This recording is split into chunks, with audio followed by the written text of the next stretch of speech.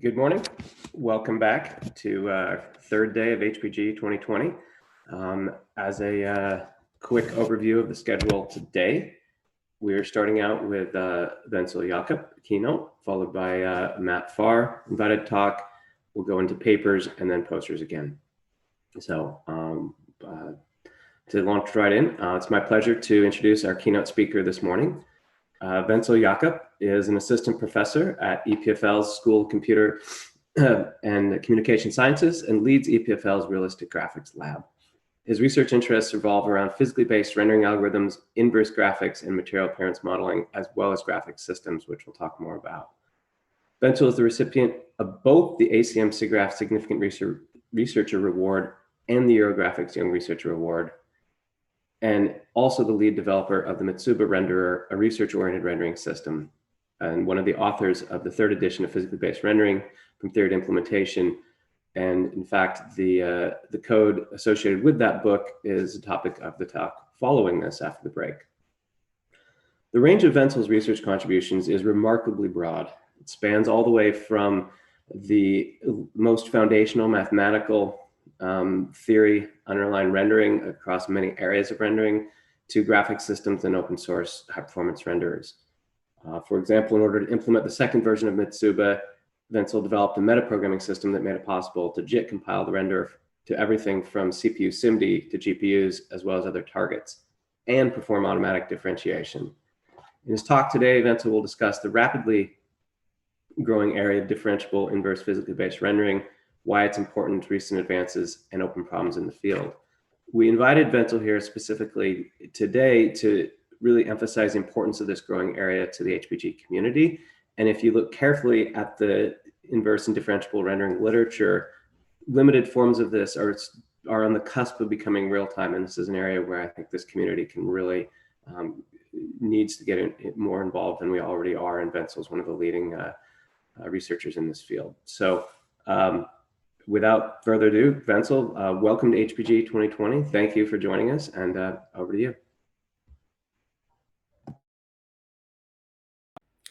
Hi everyone, my name is Wenzel Jakob and I'm really honored to give this keynote at High Performance Graphics, so thank you very much for having me.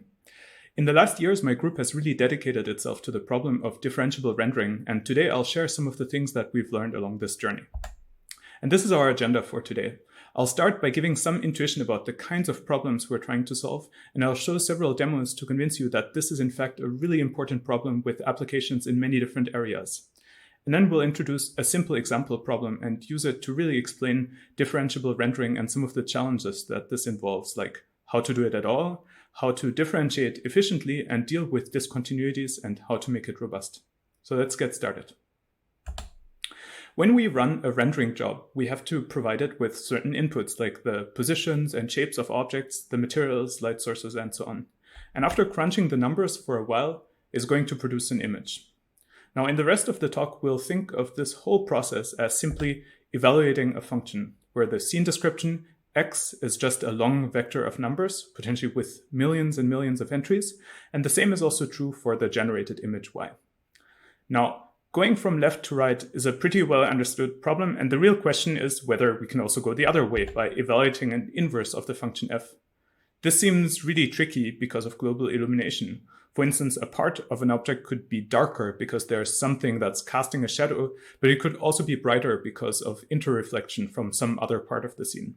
So basically, to do a good job at this problem, it's really not enough to just look at individual objects or individual pixels, but we have to understand how they're all coupled to each other using light.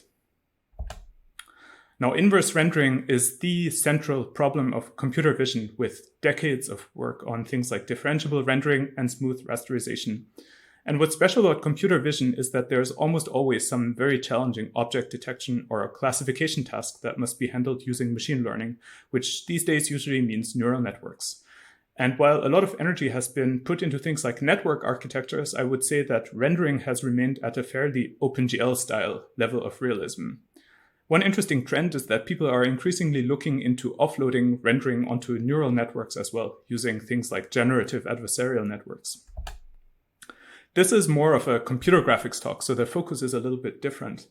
I'm interested in solving inverse problems that are realistic, which means that the function f tends to be more complicated by accounting for things like global illumination, realistic materials, volumes, and maybe even polarized or spectral light transport. In contrast to computer vision, where it's, for example, not possible to write down a clean mathematical expression that distinguishes cats from dogs, we're in a much better situation because the underlying equations exist and they're also quite well understood. So we should be able, in principle, to do all of this without neural networks. Let's take a look at how inverse rendering could be useful. Suppose we're given a few pictures of the starfish and our goal is going to be to reconstruct a textured 3D model. Then we could create a scene containing a crude approximation of this object and optimize this scene so that it looks more and more like the reference images.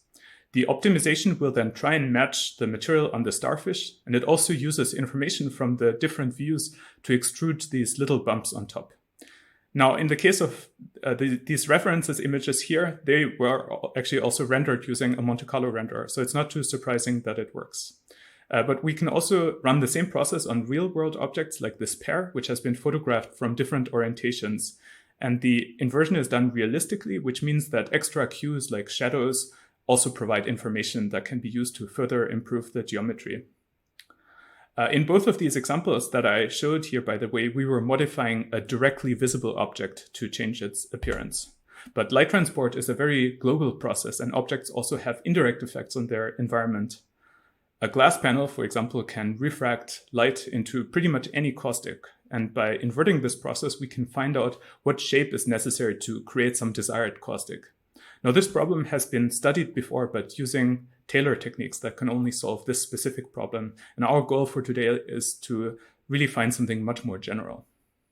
Anyway, this is what the process looks like. So we start with a flat glass slab, and that just lets light pass through without changing it.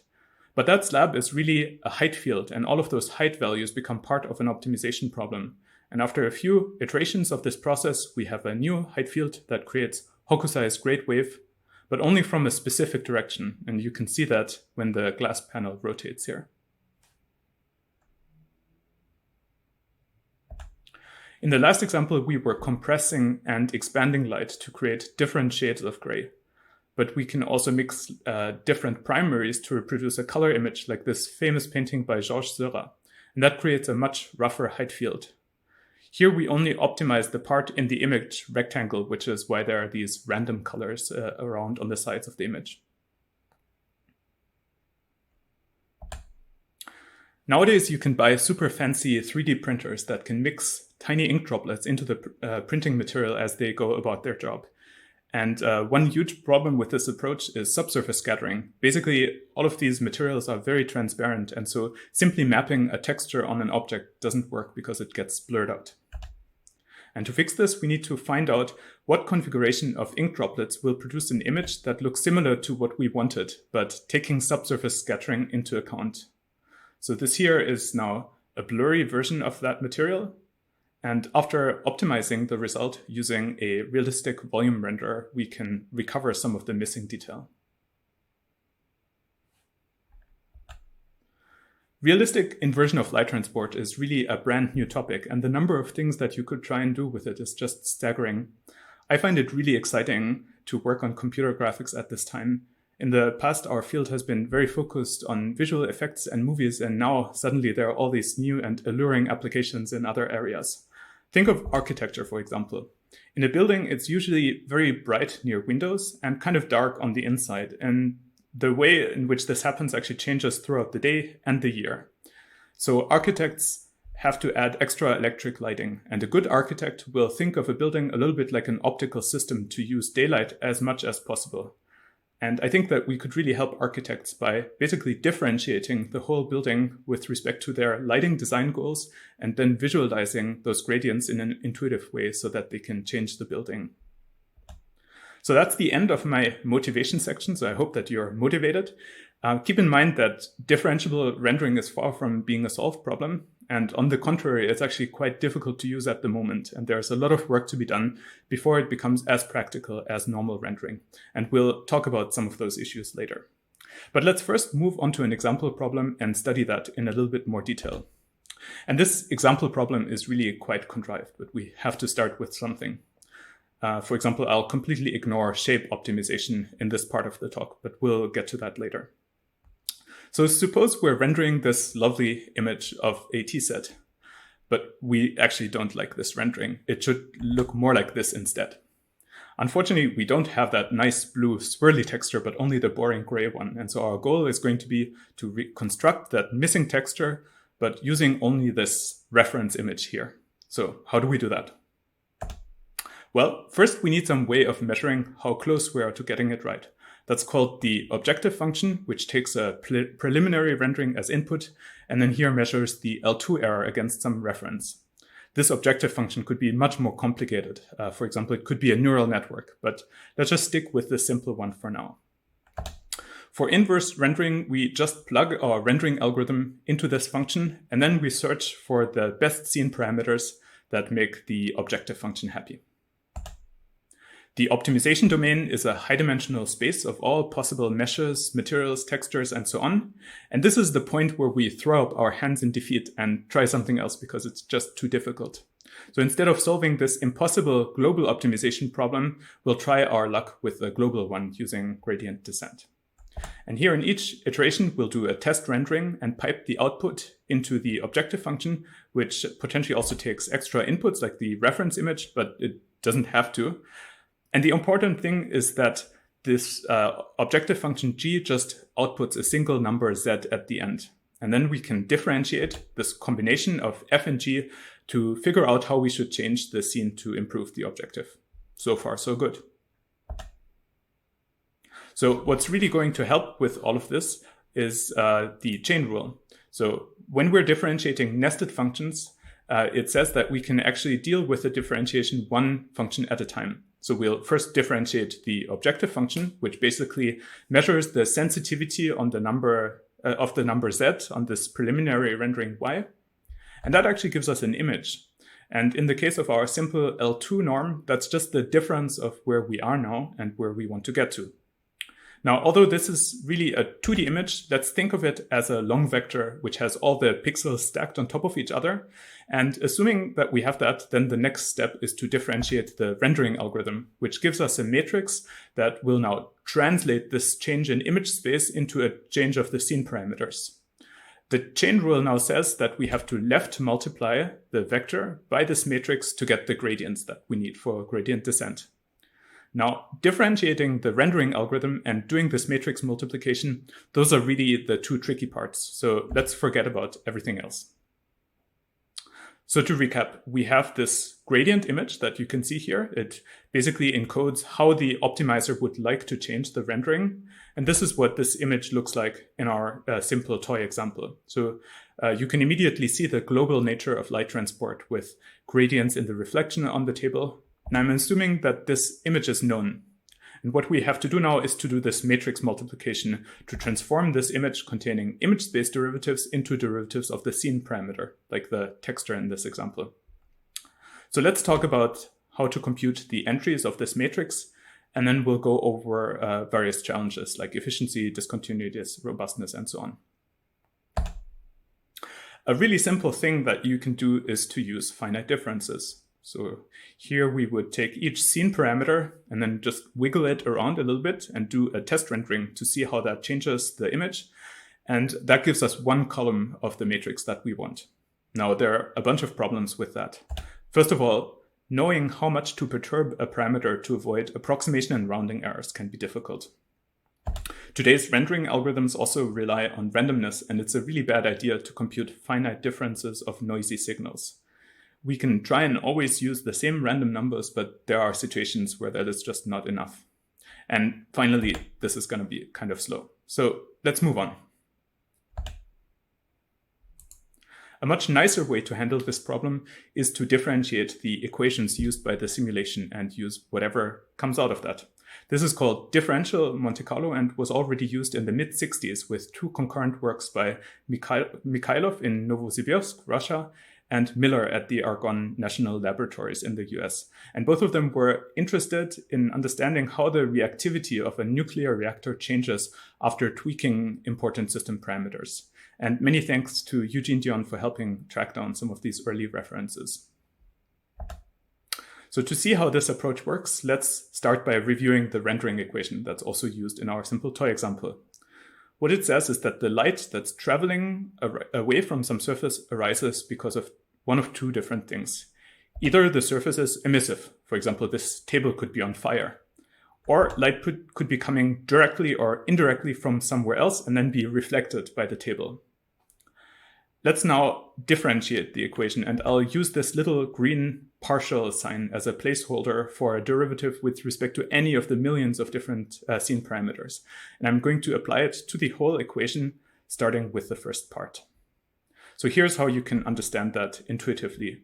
We're still looking at the same table, but we're looking at it through goggles that reveal another kind of radiation, which are the derivatives. And so this derivative radiation is still emitted from this burning table, but only when it's on fire in a differentiable way, which means that there is some scene parameter that controls the appearance of the flames. Next, we can differentiate the integral, which actually contains a product of things. And so we have to apply the product rule that will now produce several terms. So let's actually just look at the first one of these terms first. What it says is that that normal radiation, so just ordinary radiance, is converted into derivative radiation when it interacts with an object that has differentiable parameters. And the last term says that when derivative radiation that's bouncing through the scene arrives at the surface, then it just gets reflected the normal way based on the BRDF of the surface. So TLDR, there are basically two ways that derivative radiation can be created, either by differentiable emission, or differentiable reflection. But then once it's created, it bounces around just like normal light. And let's now apply this idea to our example problem. We'll differentiate the rendering equation with respect to the texels of this teapot texture, and that texel has a direct influence on the scene, but only in a small patch that's shown in red here. But it also has an indirect effect on other parts of the scene, which we can determine by emitting differential radiance from this red region. So this differential radiance will bounce around in the scene, and the end result is an image that looks something like that. Now remember that our goal was to evaluate the chain rule, and for this we need to know the matrix on the right-hand side. And then our goal is to multiply this matrix with this given gradient image that expresses how the rendering should change to translate this into changes of the scene parameters. And so this multiplication is very much an image space operation. And so let's actually move to the camera's point of view to understand better how that all works. So this is what differentiable rendering looks like from the camera's point of view. We have derivatives which arise because of differentiable scene parameters, and those are shown in red. And then we have derivatives which show how the rendering itself should change, and those are shown in blue. And these two different kinds of derivatives now meet in image space, and the chain rule performs a discrete dot product of both signals to compute one entry of the gradient vector that we need for stochastic gradient descent. And so what we have to do now is to run this whole process once for every scene parameter. You can see how the texture gradient is getting filled in at the top left. And then eventually we can perform a step of gradient descent. So the texture here is quite low, whereas in practice you do this a number of times for finer and finer parameters. Okay, so just to repeat, this is really a very discrete approach. So we discretize this image into pixels, and we discretize the simulation into Monte Carlo samples, and then we run the chain rule on the end result. And later we'll show another way of solving this problem that is a little bit more continuous. So people have been using this approach for a number of years because it avoids the robustness issues of finite differences. But there's really a bear in the room that we have to talk about now, which is that this matrix we're evaluating becomes insanely huge. So with 1 million parameters and 1 million pixels, which isn't even big, we'd be talking about almost 4 terabytes of data that have to be computed using an expensive simulation. And these are rendering budgets one would expect to see for feature film animation, and we're only talking about a single gradient step here. So sometimes there are ways of dealing with large matrices by exploiting special properties, things like sparsity or low rank, but the bad news is that it doesn't have any of these properties. So let's take a step back and think about how we've used differentiation here. And to explain things, I'll be looking at a really simple example calculation where we just multiply two numbers and then we add a third one. So what we did with differentiable Monte Carlo 2 slides ago was to wiggle around one of the inputs of a calculation to see how it affected the output. But then we had to do that over and over again because there were many inputs. And this is actually a standard design pattern called forward mode differentiation. And it can be very tedious to differentiate things by hand, and a technique called automatic differentiation is often used to help out. For the case of forward mode, it's almost trivial to do this by defining a new floating point type that not only keeps track of its value, but also how much the value wiggles around with respect to the parameter that's currently being differentiated. So you just implement your program on top of this kind of type, and the derivatives will just come out magically. Okay, so in reverse mode, which is sort of the alternative version to do all of this, we instead wiggle around the output and then evaluate the chain rule in reverse to see how that affects the input. This is vastly more efficient when the function has many inputs. And in the context of neural networks, this way of running differentiation is known as backpropagation, and it's one of the key things that makes training of neural networks even possible. So it seems we were just using the wrong mode. We should have used reverse mode all along for our differentiable renderer. There's just one major issue with this approach, which is that evaluation of the derivatives now happen in the opposite direction compared to the original execution of the program. So we need some way of doing this reverse pass through the computation which is normally done by keeping track of all of the operations in what's called a computation graph that we can then traverse in reverse after we're done. One last thing worth mentioning is that this question of forward or reverse mode are really fundamental design choices, and they're actually unrelated to whether or not one uses manual or automatic differentiation. Okay, let's switch gears a tiny little bit. So my lab's research renderer called Mitsuba 2 uses reverse mode differentiation and a just-in-time compiler to differentiate simulations on the GPU. And let me just show you a few representative lines of code to provide some intuition about how that all works in practice. So we start by requesting a 2D sample from a sample generator. Now, normally you'd expect a floating point answer, but what Mitsuba actually does is to record all of the steps that are needed to compute this value at some point later, symbolically, without executing them yet. And it's also not just computing a single sample, but a whole wavefront with hundreds of thousands to millions of samples. And then next, we transform all of these samples into rays emanating from the camera, which adds a whole bunch of extra steps to this graph, but doesn't do the actual computation yet. All of these operations pass through several layers of a vectorization library called Enoki, which provides a just-in-time compiler and what's necessary to implement automatic differentiation.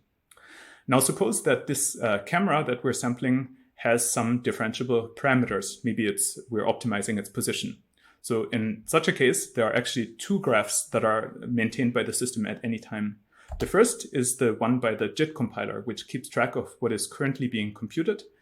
And the other one is in the autodiff component, which keeps track of this computation graph that we'll later have to traverse once more in reverse. Eventually, we reach a point where this evaluation can no longer be postponed. So in this case, we'll be using optics to perform the ray tracing operation on the GPU, and optics wants proper rays as input. So at this point, our system compiles a fused kernel that contains everything that was queued up so far, and then hands over to optics. And I'll use this opportunity to request my favorite non-existent feature, which are PTX instructions to directly launch ray tracing calls, please.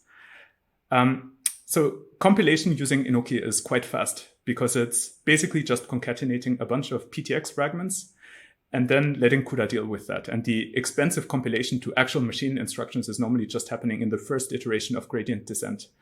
We can then reuse all of these generated kernels later on. This architecture is probably not the optimal way to use a modern GPU, but what I like about it is how it enables prototyping of rendering algorithms using programming languages like Python. You can interactively design things in a Jupyter notebook with pretty okay performance. And actually, a bunch of the figures that are shown in this talk were made that way. Okay, so optics will now trace those rays, and we move on to the last line of the example. Now, sampling of the BRDF or BSDF at the surface location is actually quite tricky because parts of the wavefront have reached objects that are made of different materials. So the BSDF pointer in this line is actually an array of different elements. What Enoki does is to turn this into a vectorized method call that will launch separate kernels that run in parallel CUDA streams to handle each material. And the autodiff backend also keeps track of this to correctly propagate differentiable information through these steps. So this is basically how Mitsuba 2 works, by wrapping the renderer into reverse mode AD and starting to record. And this works okay for smallish problems, but unfortunately, the moment that you try something a little bigger, you will run out of memory. A rendering algorithm just does such an insane amount of very messy and unstructured computations that you can maybe keep up with this recording for a second, but eventually even the largest GPU won't have enough memory. Rendering is just tricky in this way because light tends to spread out and become very incoherent. And that was the state of things last year, and it was a little bit depressing. Forward mode only worked for toy problems, and well, reverse mode also only worked for toy problems, even after some heavy optimizations using this JIT compiler and steps like graph simplification that I didn't even have time to talk about today. So what now? Fortunately, I have some good news. We'll be presenting a paper at SIGGRAPH with Merlin, Sebastian, and Benoit that I think solves this memory problem for good. And it's motivated by what is called the adjoint sensitivity method from the area of optimal control, which is a method for differentiating things like ODEs that have a dependence on time. Imagine that we have a vector field which influences a particle. We can then run an ODE solver to tell us how that particle moves over time.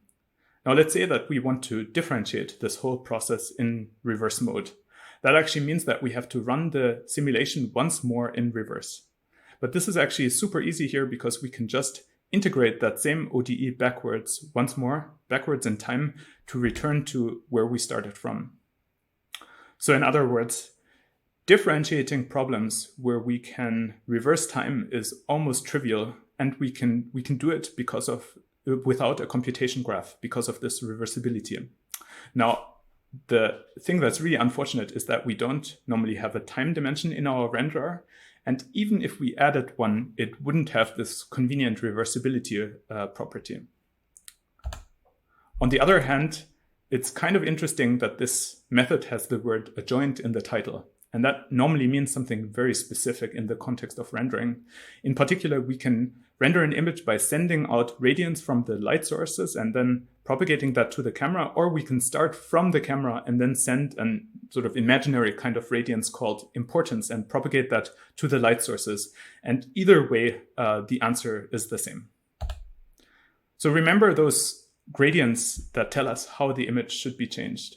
What we will do now is to think of the camera as a kind of a video projector that radiates this image out into the scene.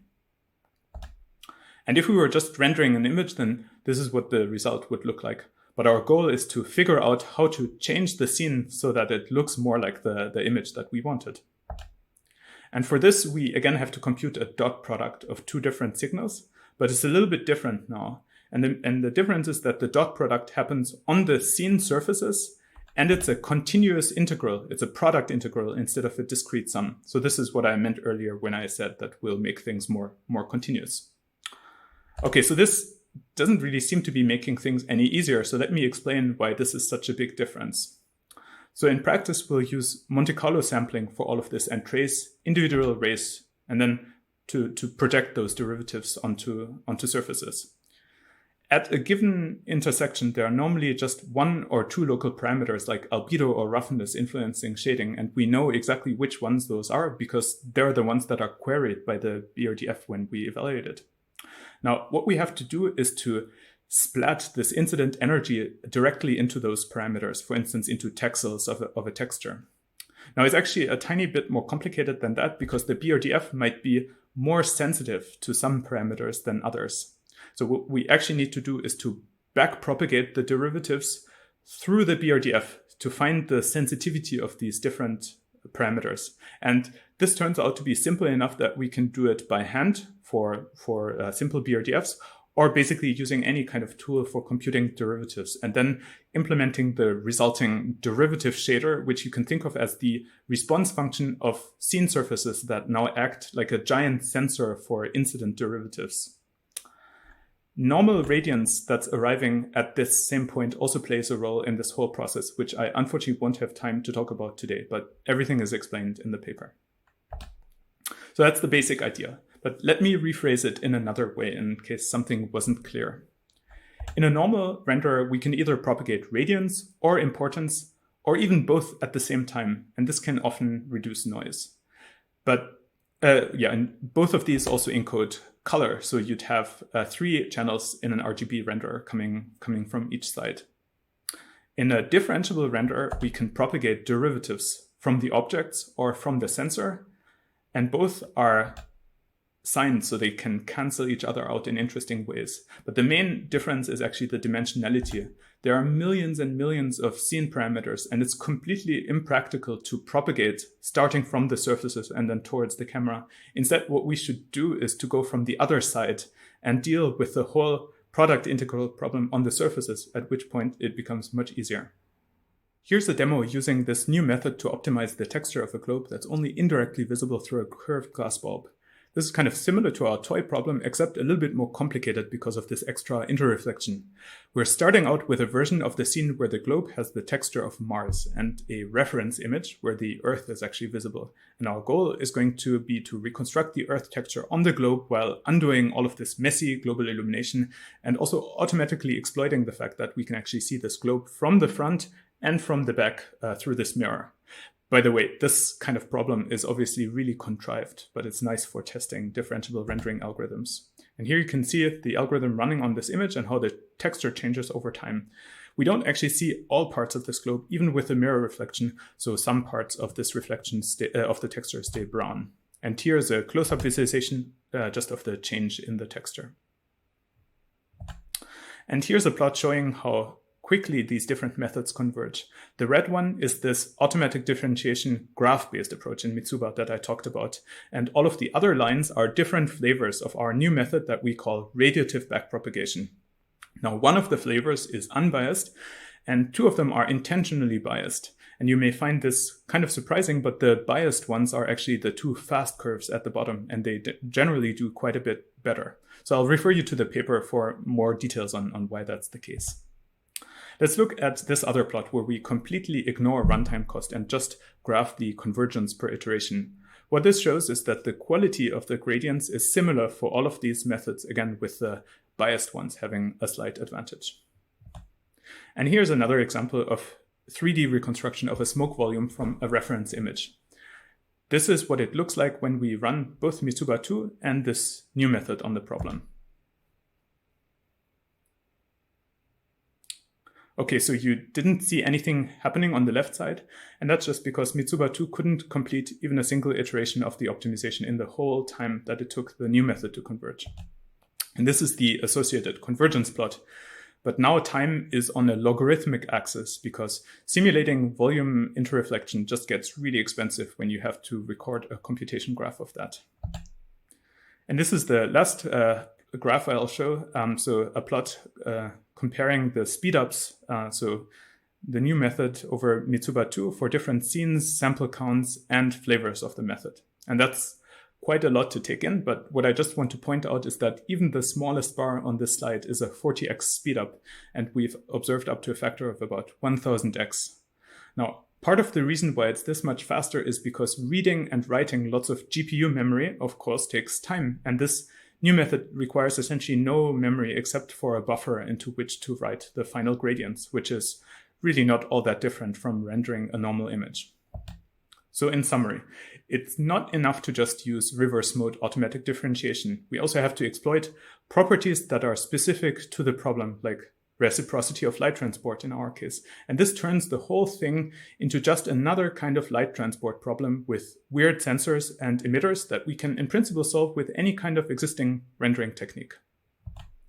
For fairness, I should mention that Jo Stam has been independently working on something quite similar. And after hearing about our SIGGRAPH paper, he put a snapshot of his project on arXiv that's linked above here.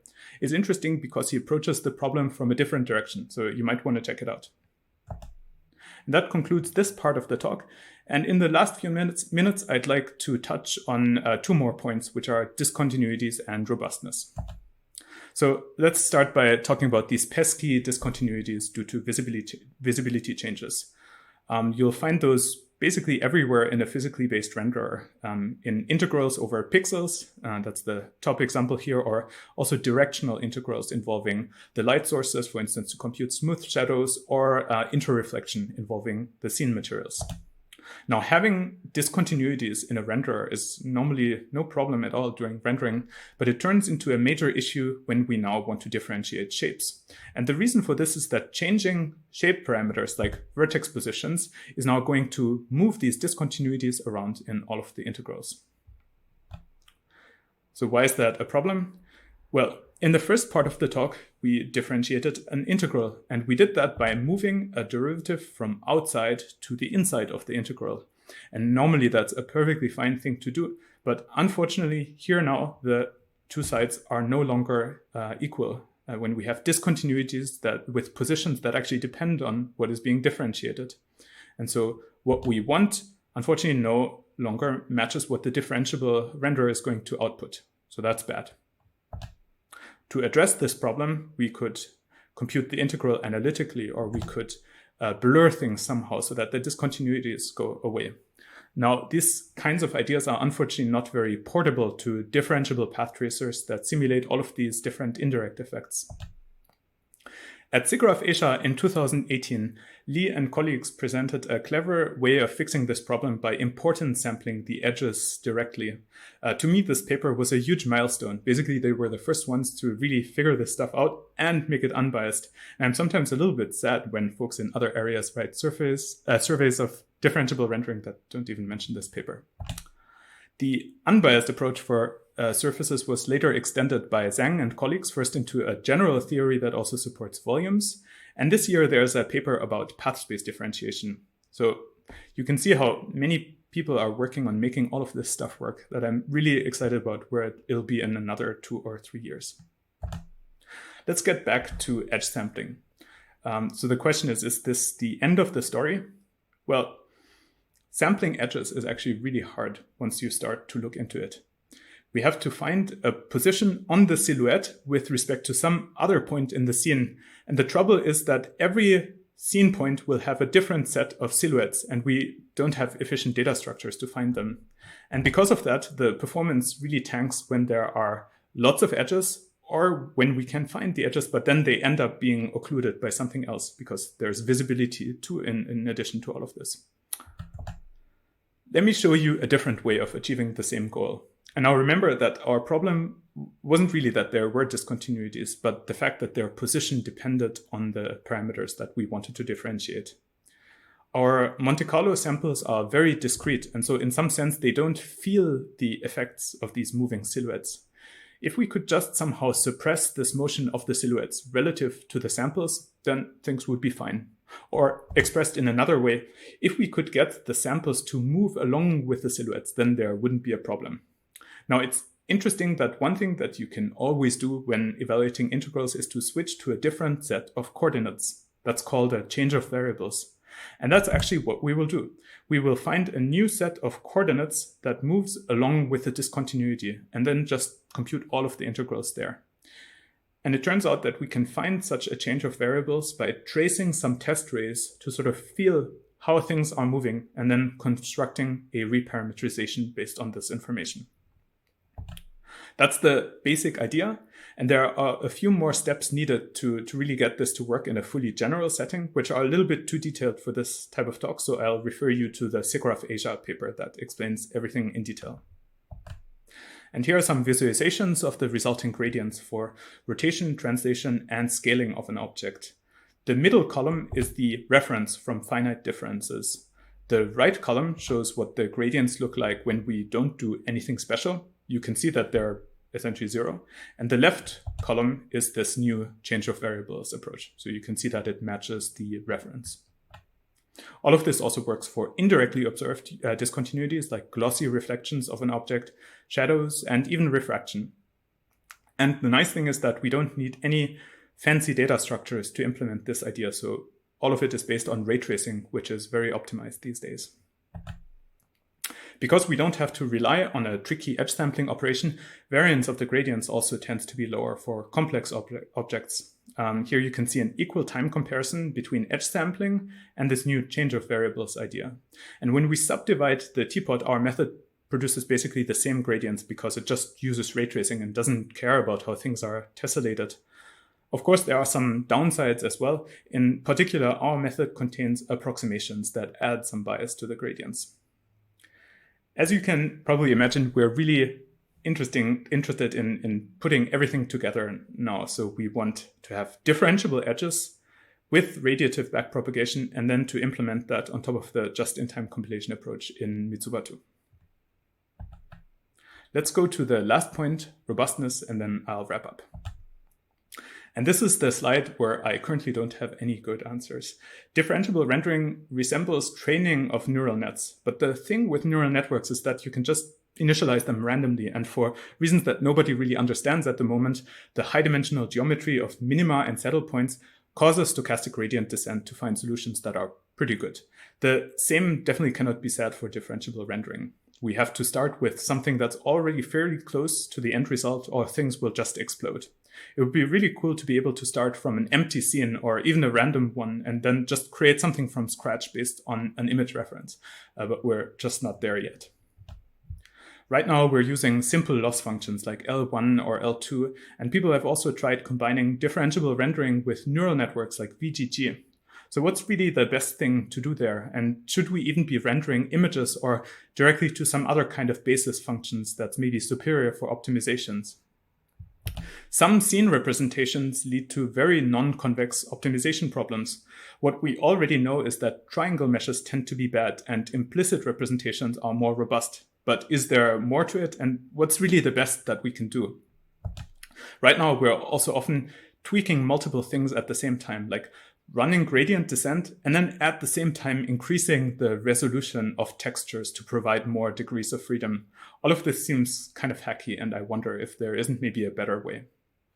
So as you can see, there's plenty of work to do, and I think that makes this a really exciting time to work on these topics. And that's it for today. I'd like to thank my brilliant students and collaborators that have made these projects possible. I'd like to especially highlight Merlin Nimier-David, Guillaume Loubet, Benoit Ruiz, Sebastian Speyerer, Delio Vicini, Tizian Zeltner, and Nicolas Holzschuh.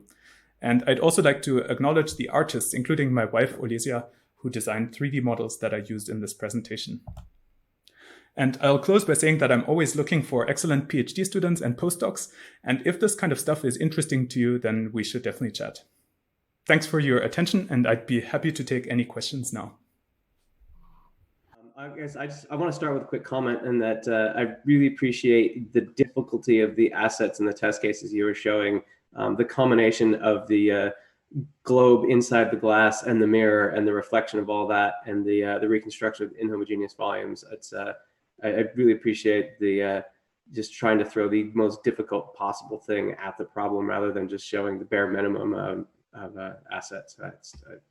Really made me smile when I saw that, and I look forward to people just continuing to up the bar in challenges like this. I think it'll be impressive if you can do all that plus optimize the shape itself. If we didn't already know the shape of what was visible inside under the bell, so I think that'll be a nice challenge. Yeah, your point about that we can start with neural networks training. We start with completely random input, and then we find these incredible solutions. Whereas you're having to start, we're very far from that. That's right. Rendering. Let's switch over to some of the questions. There are a number of questions related to discontinuities and such. So some of these may be a bit duplicative, but let me start with one from Twitch. For the derivative calculation of finite differences, if we're already changing all the math in the renderer, how about using complex difference methods to get the apparently much needed robustness? So I have never used these complex step methods, to take my answer with a grain of salt. But as far as I know, this is basically sort of just another way of conveniently implementing finite differences without the kind of cancellation error you get from subtracting two things that are very similar. So I think that's something that you can do, but I guess that's not really the key challenge, but rather how to efficiently differentiate things in reverse, where this kind of thing, I guess it could be a component of that, but it's not the main goal. The other thing is also, since we're implementing, in some sense, very tuned systems to solve these kinds of problems, it's not that much of an issue to really design optimized derivative calculations rather than switching the complex, the number type to complex, and then using that sort of as a trick to do the differentiation. So I think you will generally be able to get more efficient derivative code by just using something that works directly on the original computation, basically what automatic differentiation frameworks these days do out of the box. All right. So this, let's see, let me switch to this one. Does the author have some ideas on how to optimize for light shapes represented as meshes? And I think this is, in some ways, this is complementary to Chris's talk, where he was showing that, it's now possible to light from many, even hundreds of thousands or millions of meshes in rendering. But I guess this is a slightly different question of, can you derive the light shape? So we haven't done any direct optimization of light shapes, but maybe that was mostly because optimizing the objects that were lit by some lights was more interesting. I don't think there are any fundamental challenges. It's the same story that you have some integral over a light, and then there are parameters that control the boundary and everything. And so we want now to get the right result of differentiating that integral. So it's very much within that set of methods that I had talked about, like sampling points on edges and or using this reparameterization or other things. So has there been any work in trying to derive lighting design? I mean, I guess the questions are slightly different. I mean, one is actually deriving the shape of the emitter, but in general, looking to fit lighting instead of just right. I think it's also quite related to this architecture application I had mentioned at the beginning. I think that kind of stuff could be quite interesting for them. So I think that's definitely something that would be worth exploring in the future. But I think there are no mathematical difficulties. You can probably already do it with some of the tools that are available. Okay. All right, so this question was partially answered in your follow-up on handling discontinuities, but the question was, when albedos change, differentiation seems very intuitive, but when reflection directions change from BRDF or geometry changes, don't these sometimes cause changes or discontinuities in path topology that are not differentiable? And I think, I would broaden that to, are there still just, you talked about some of the open challenges. You guys, the community has made a huge amount of progress in handling discontinuities, starting with visibility. Do you want to comment both on the question and more broadly of some of the open challenges in various flavors of discontinuities that are still out there? Yeah, so I guess when you have a material that's specular or close to specular, one challenge is that I was also watching the conversation on Twitch, and somebody mentioned manifold exploration, and I think it's starting to get related to these kinds of things, that you suddenly have these correlations between what's happening along a light path that are actually starting to become very critical to track, so that you don't violate the physical laws after making a change.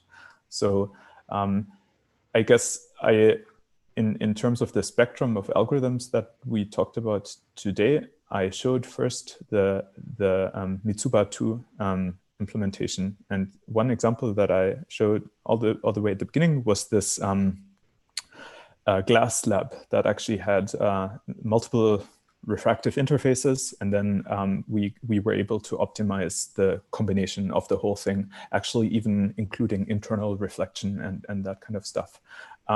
So basically, when you have a simulation and you record everything onto the automatic differentiation graph, then that kind of thing is actually very easy to do. It just kind of falls out automatically. The second technique that I talked about at the end really assumes that things are differentiable, that you don't have delta functions per vertex. So at least you should have, like, I guess it could be a very spiky BRDF, but it can't be one that's degenerate, that has degenerated into a delta function. And so that's the assumption that radiative backpropagation algorithm makes. Obviously, it's really interesting to also look at things that are in the middle of that spectrum, and that's actually something that we're researching at the moment, how to bridge the gap between these two extremes. So with so almost mirrors, but not perfect mirrors.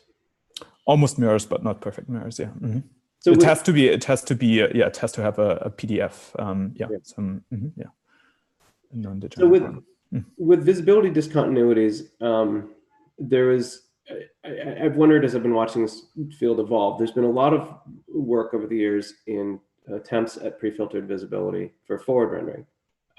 And it's one of these very difficult open areas where there's progress if things are static and you can handle some errors. But I always wondered if the needs for differentiable visibility was going to bring back that sort of pre-filtered visibility.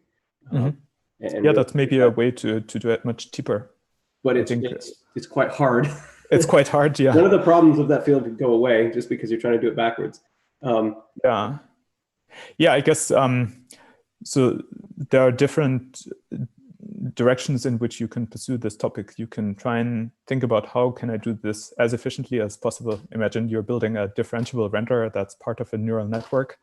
Then you really, and you have a few milliseconds, maybe less, that you're willing to devote to this thing, so that you can train with unimaginable numbers of mini batches and so on. So that's a very different kind of constraint, and then it may be worth pursuing such approximations. What we're really still looking into is just how to get everything right without making such approximations, which I think is also important, that we have the algorithms that can do that. And then naturally they're a little bit slower. But I think, yeah, actually what I would say is that just the sort of the overheads of differentiating BRDFs, keeping track of things, all of these extra steps that now have to be done, leads to sort of an interesting situation that, you know, maybe questions like whether ray tracing or rasterization is used don't play such a big role anymore, because there's this whole other part of the system that causes extra costs. Well, that's a good segue to another question which posted is there a way or use case to implement differentiable rendering in real time? That's, I mean, in real time. The end goal of this, but what? I mean, what would be what would be the application? Why would you want to run it in real time? I think the things that we are looking into now are sort of applications that are more in the hard sciences, and you know, like architecture. I guess that was an example I mentioned, where probably you don't care so much about how long it takes, but you just really want the optimization to converge to a high quality solution. Yeah. Maybe it could be useful also for artists. I guess we're still very far away from that, but might be a nice feature if you're in Maya and you just kind of paint over your rendering, and then the system figures out how to change the scene so that it looks more like that. I guess then you'd want this to run in real time. I think this radiative backprop algorithm that I talked about today goes in some sense in that direction, because it turns the whole thing now into something that you can implement on top of optics, really sort of using all the things that are already available in you know, implementing a fast mega kernel based rendering system. I guess somebody would have to figure out what it means to denoise the result now, because you're not really rendering an image, but you're rendering parameter gradients. But in principle, this offers now a way of implementing the whole thing very efficiently. That'll be, and it's, yeah, it'll be interesting to see how this evolves. I mean, there's been such a long journey from in forward rendering from ab initio correct unbiased renderers to bringing that to real-time path tracing. Interesting to see how the progress goes on the inverse problem, but it's, I think, incredibly important for this community. Okay, you mentioned combining the reparameterization method with backpropagation. Would you change something with reparameterization, or just couple the two together? Is the question. Yeah, that's I guess that's one of our big to-do items, to figure out that kind of stuff. And I don't have any answers yet, because we're just starting to look into that. But I think, you know, in principle, you should be able, you know, just as you trace this energy from the camera, you should be able to apply these reparameterizations on the fly. It means that the derivative shaders are more complicated now, because they have to know about these reparameterizations, and then it has to be sort of baked into the code that is handed over to optics. Well, I guess that's more of an implementation detail, but I think, yeah, be interesting to see where that leads us, but don't have any good answers yet. All right, let's go to Zoom. Is there anyone that wants to ask a live question? I don't think we've had any yet so far in HPG, so let's see if there's someone now who wants to take the leap and ask a live question.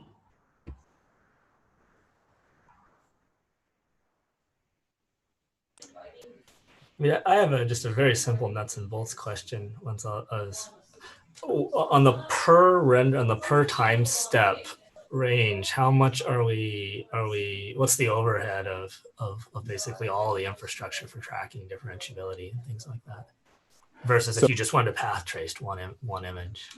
Yeah, so I think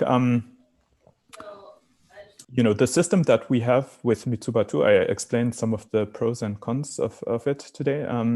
It's meant to be hackable and kind of usable for a researcher, basically, who wants to build differentiable rendering systems comfortably from Jupyter Notebook. And as a consequence, it's not, for instance, the fastest GPU path tracer in the world compared to something that's implemented to be kind of this mega kernel based system that's directly running on top of optics. And so it basically, with this radiative backpropagation step, what has ultimately happened is that rendering and differentiation are starting to become very similar in terms of their performance impact.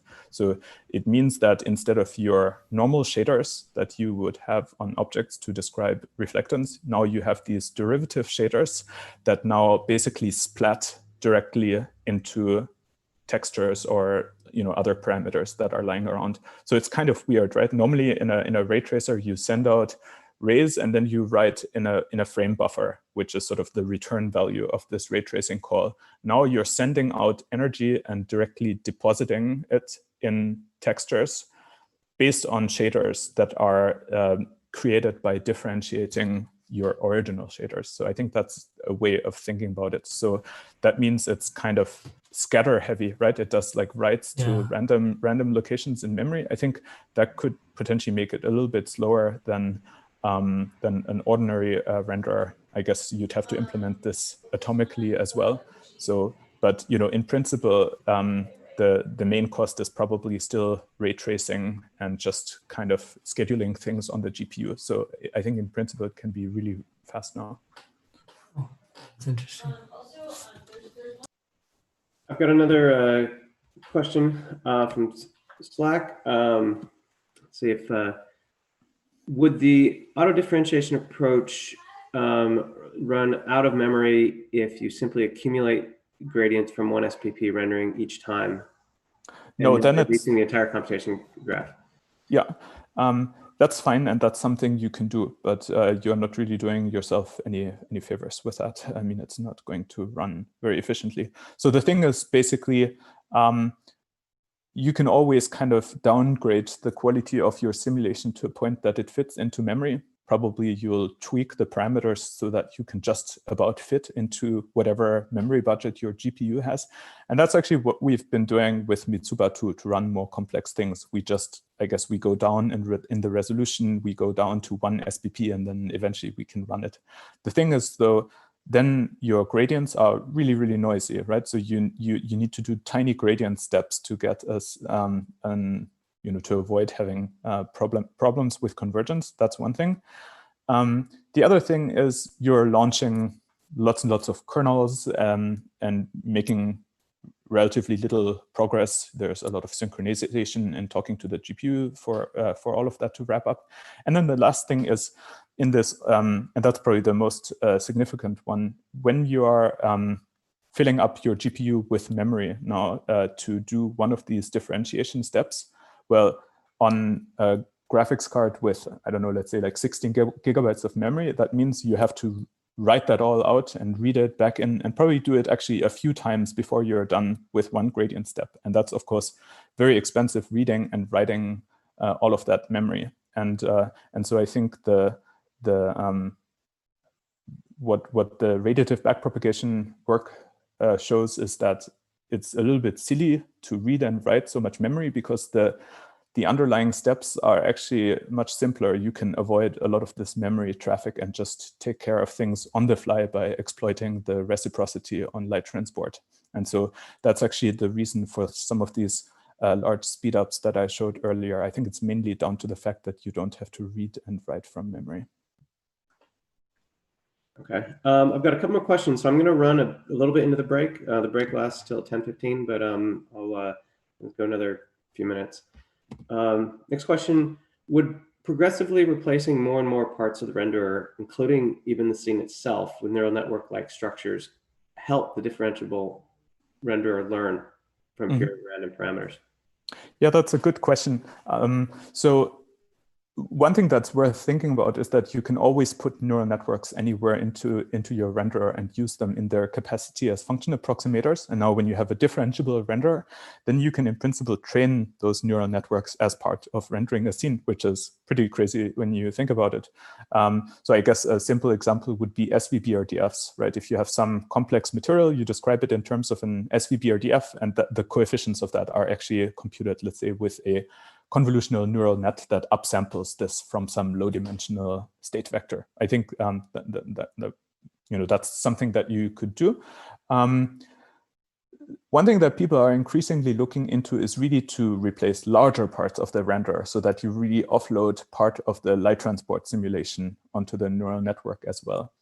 And then what I think you have to think about is whether that's worth it. And I don't know if the answer is always clear-cut, because this neural network now, it's going to have to learn some very basic stuff, like what is perspective, radiance, yes, it is preserved along rays, like all of these basic physical laws that are very simple to implement in a renderer, and then you just, you get it right. But the neural network has to learn all of these things. And so there I would be wondering, don't you waste a lot of the capacity of your neural network just to teach it sort of trivial physical things that you should rather implement as a differentiable calculation that imposes already the right structure, and then use the neural network in some parts where they can only cause limited damage to the physical realism of the whole thing?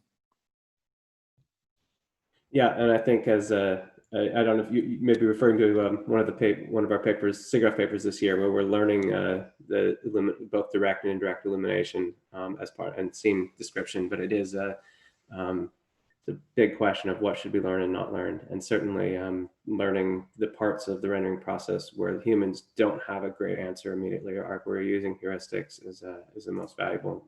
Implementing using neural networks for things we know is often not profitable. Right. Mm-hmm. I mean, materials are, I think, a good example for that, because they can be very messy in some cases and difficult to describe with analytic models. So here, I think it's a great way of kind of absorbing some of that complexity into a black box.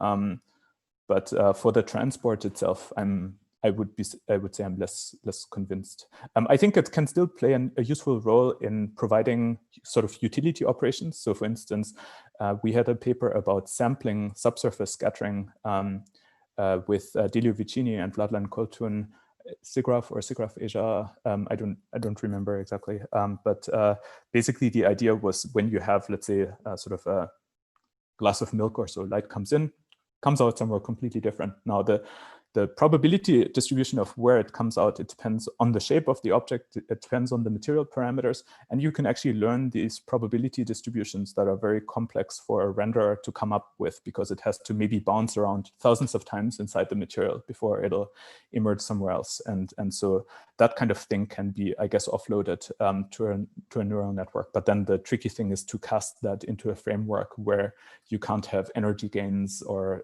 other kind of violations of physics that would basically break your whole rendering algorithm. And I do think, I mean, there's this continuum from the GAN-based image generation, which doesn't need anything that our rendering community provides. The neural network replaces the rendering entirely. The whole thing, yeah. Yeah, the whole thing. To the spectrum of just doing, say, post-process denoising. And so I think, I think the community as a whole is exploring which parts, what's the space between that in terms of neural network, the role of neural networks. But certainly differentiable rendering is a part of that, because as you start getting more of these networks together, you have to co-train it and train the whole thing end to end and begin the render. All right, so I guess I'll leave us with the last question. You mentioned that the costs of the differentiability, the costs of the backpropagation seem to be much greater than whether you're talking about raster or ray trace. Do you think in the future that inverse rendering becomes a much more important problem than forward rendering? That's a good question. So what I think is that we are still not really realizing all the potential that it has, because it's just difficult to use, right? It takes a long time to set up. So for instance, in the applications that I showed at the beginning, that was kind of stuff that was natural to us and easy for us to try, because it didn't involve building a big, prototype to connect to some different domain. But when you look around yourself, what I have to say is that in many other fields, could be fields of science, could be fields of engineering, people are looking at things and they're not happy with what they're seeing. And then basically their job involves changing that so that it looks more like what it is that they wanted. And so, that could be looking at kind of a scientific instrument. It could be a product, could be a scene that is being rendered. And so I think nowadays people are solving these problems by rendering. They render an image and then they change the parameters until they're happy. So by providing a tool that goes more directly the other way, I think could be quite a game changer. But yeah, I think it's still a long way to go. It's you set up a differentiable renderer yourself nowadays, and you throw it at the first problem that comes along your way. You'll be surprised just how difficult it is to get to work. So I think that's going to be our job for the next years in resolving some of these difficulties. All right, well, I'll end it here. Thank you for the talk and the great Q&A, and another round of applause from hundreds of people. So thanks, it was a pleasure. Thanks also for the nice introduction at the beginning. My pleasure. All right, we'll take a short break. We'll be back at 10:15 with Matt Pharr introducing PBRT on the GPU.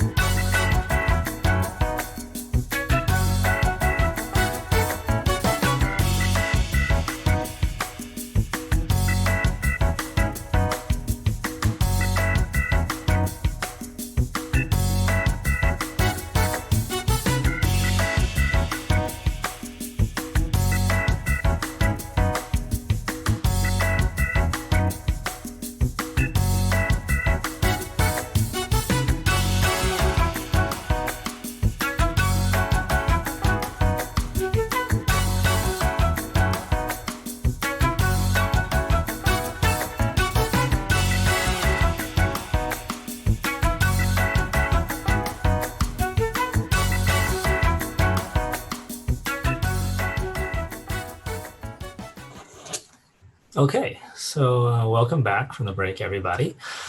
So for the next speaker, I'd like to introduce Matt Pharr. And many of you know Matt as one of the authors of Physically Based Rendering, which is now the kind of de facto reference guide for teaching and learning about realistic rendering. But maybe what some people don't know as much is that Matt has had a large number of successful projects in high performance graphics as well, ranging from like in the early days of trying to put film rendering onto the GPU to programming systems for GPUs plus CPUs at a company he founded called Neoptica, all the way to creating programming languages for CPU and GPU execution, which, like, for example, or ISPC, which is, my favorite language for programming SIMD instructions, still on the CPU these days. And since, being able to write code that is both maintainable and can be seamlessly moved between the CPU and the GPU has, for as long as I've been in graphics, the desire of all graphics programmers. And I feel like we're not there yet, but CUDA and other GPU languages have a lot of high-level features today. And I think today Matt is going to tell us where we stand along that line. So I'm going to turn it over to Matt and listen to what he has to say. Cool. Alrighty. Thank you, Kayvon. Great, cool. So I'm going to give this talk live, so that may be exciting, but that means we'll get to have a live demo, I hope. Okay. So my talk is titled Porting PBRT to the GPU while preserving its soul. And I'll explain exactly what I mean by preserving its soul in a couple of slides. But the point here is kind of that, I think it's well established at this point that you can write very high performance ray tracers on the GPU, and there's no surprises there. But then, the question is, can you bring PBRT to the GPU and still be PBRT? Let me start by acknowledging the elephant in the room. In Wenzel's talk, he was talking about the bear in the room, and I have an elephant in my room here, which is that PBRT is not, it's not designed to be a high performance renderer. It's not, it tries to balance performance with many other things. So, on the face of it, PBRT and HPG are not exactly a marriage made in heaven. But hold on to your skepticism, hold on to that thought, and we'll come back to that with some numbers. I assume everyone is familiar with PBRT. If you were on Twitch watching a Fortnite stream and got recommended over here and are wondering what happened, PBRT is a ray tracer described in this book, Physically Based Rendering. And the key thing about it is that it's a C++ system that, parts of it date, almost 20 years old. Most of it's been rewritten since it was first implemented, but it started before there were programmable GPUs, let alone kind of massively programmable GPUs. So it really is a system that predates kind of this whole way of approaching things. So to what is the soul of PBRT? The system's goals are really primarily pedagogical. We really want to teach people rendering. We want to teach people how to write rendering systems, and we want to make it as approachable as possible. So kind of the value proposition of the book is, you need to know C++, and you need to know calculus. But beyond that, if you're willing to bang your head against it for long enough, everything is there to teach you how to write a reasonably modern, high quality rendering system. So we really want to kind of limit the barrier, have low barriers to entry. We also try to be relevant for 5 to 10 years, just because that's kind of the cadence of publishing books. So that kind of affects what's in the book and what isn't in the book. One example, for instance, is that we probably won't say much about machine learning for rendering in the next version of the book. Just because that field is there's still so much going on in that field, things are changing so rapidly, it's really hard to boil that down, to something that'll be kind of relevant for 5 to 10 years. Another important constraint is portability. It's used in courses, people have Macs, Windows, Linux, people have sent in patches to get it compiling on the Raspberry Pi. So we really do want it to be able to run on as many systems as possible. So these are all kind of key constraints to, for instance, bring PBRT to the GPU. We have to kind of work within these boundaries and then still see if we can get there. And there's always been this tension in the system, which is basically, performance versus clarity. And of course, rendering is about performance. I love the idea of Blind's law, which is that kind of, rendering time remains constant. As your renderer gets faster, you render more stuff. And that's kind of how it's always been. So performance is a huge part of rendering, and if, PBRT is written in C++, it's not in Python, right? But, maximizing performance can get grungy. So that's something where we don't want to go too far because, we also want the algorithms to be understandable. We want people to kind of, understand the basic ideas of the algorithms and not get bogged down in kind of too much low-level detail. But there's real tension there. But for instance, PBRT is multi-threaded on the CPU. By doing that, that lets us talk about things like mutual exclusion and atomics, and maybe you should use atomics instead of a mutex if you can. And, kind of having that functionality in the system lets us talk about it in the book. And that's really good. So we want to kind of be able to touch on as many of these issues of kind of modern architectures and modern high performance computing as we can. But clarity, clarity does matter. So here, for example, is PBRT's Ray bounding box intersection code from the next version. It's pretty much the same as before, and it's structured to be very understandable and very kind of connected to the algorithm as it's presented in the book. Intersect rays with slabs, take minimums and maximums, then you get the parametric range of the intersection. And this is not PBRT's Ray bounding box intersection code. And in a high performance CPU renderer, where you're trying to get every cycle, this is how you code up Ray bounding box intersection. But, if we presented it like this in the book, you lose understanding of, what's the algorithm here. Now, if you're really interested in learning how to write intrinsics, this code is useful and you could learn something from it. But, we don't want that, that kind of gets away from what we're trying to show in the book. Another example to mention is ISPC. So, PBRT is based on C++, and, sometimes people have said like, hey, shouldn't you code it up in ISPC? And, the answer basically comes back to that kind of, the question of kind of, prerequisites for the book. And if the prerequisite was you need to learn a brand new programming language and then you can read the book, that narrows the base of people who might actually read it. That narrows the audience. And it's always been a little bit of a regret because there are a lot of interesting issues in CPU SIMD for ray tracing.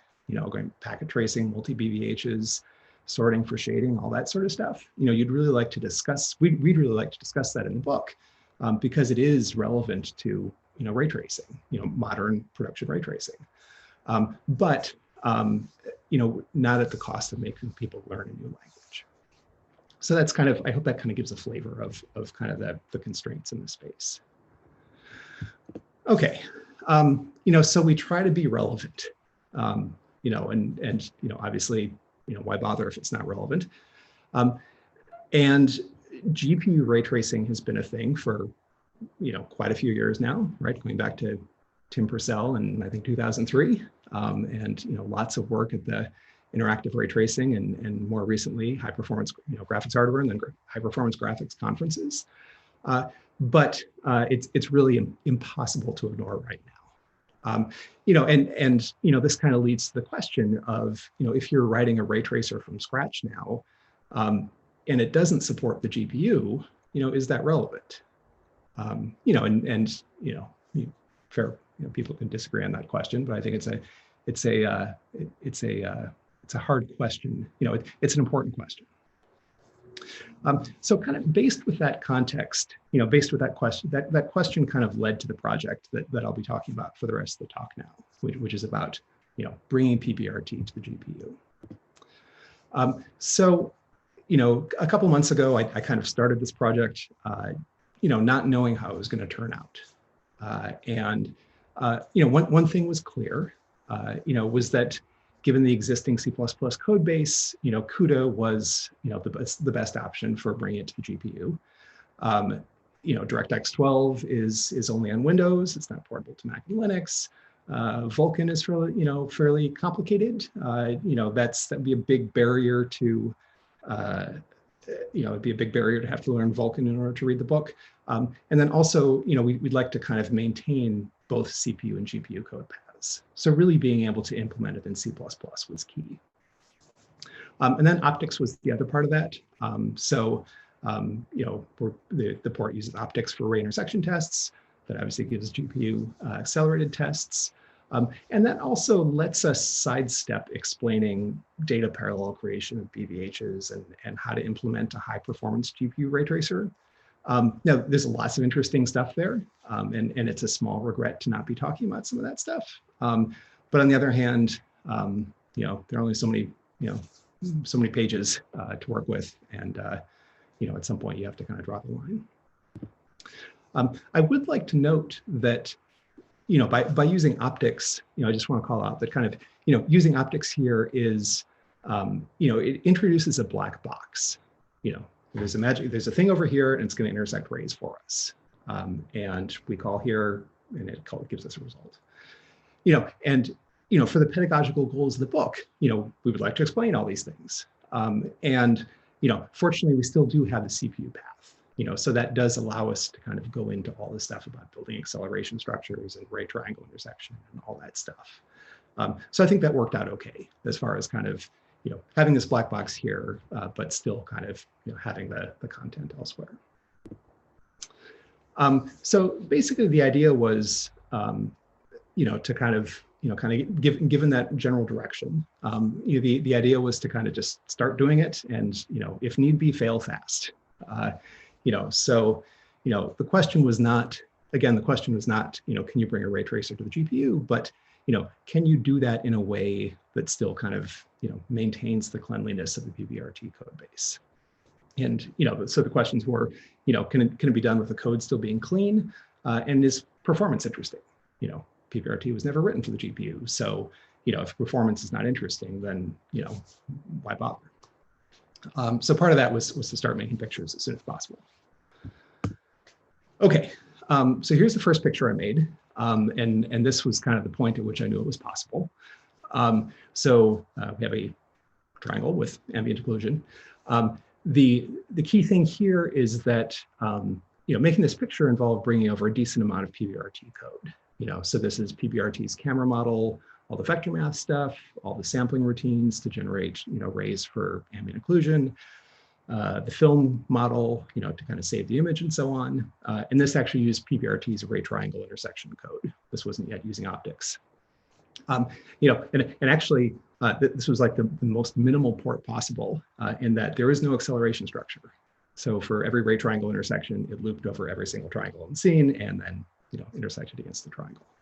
It took a few minutes to render, even on a GPU, but I brought over enough of the PBRT code and figured out enough about how to do it that I could kind of be confident moving forward.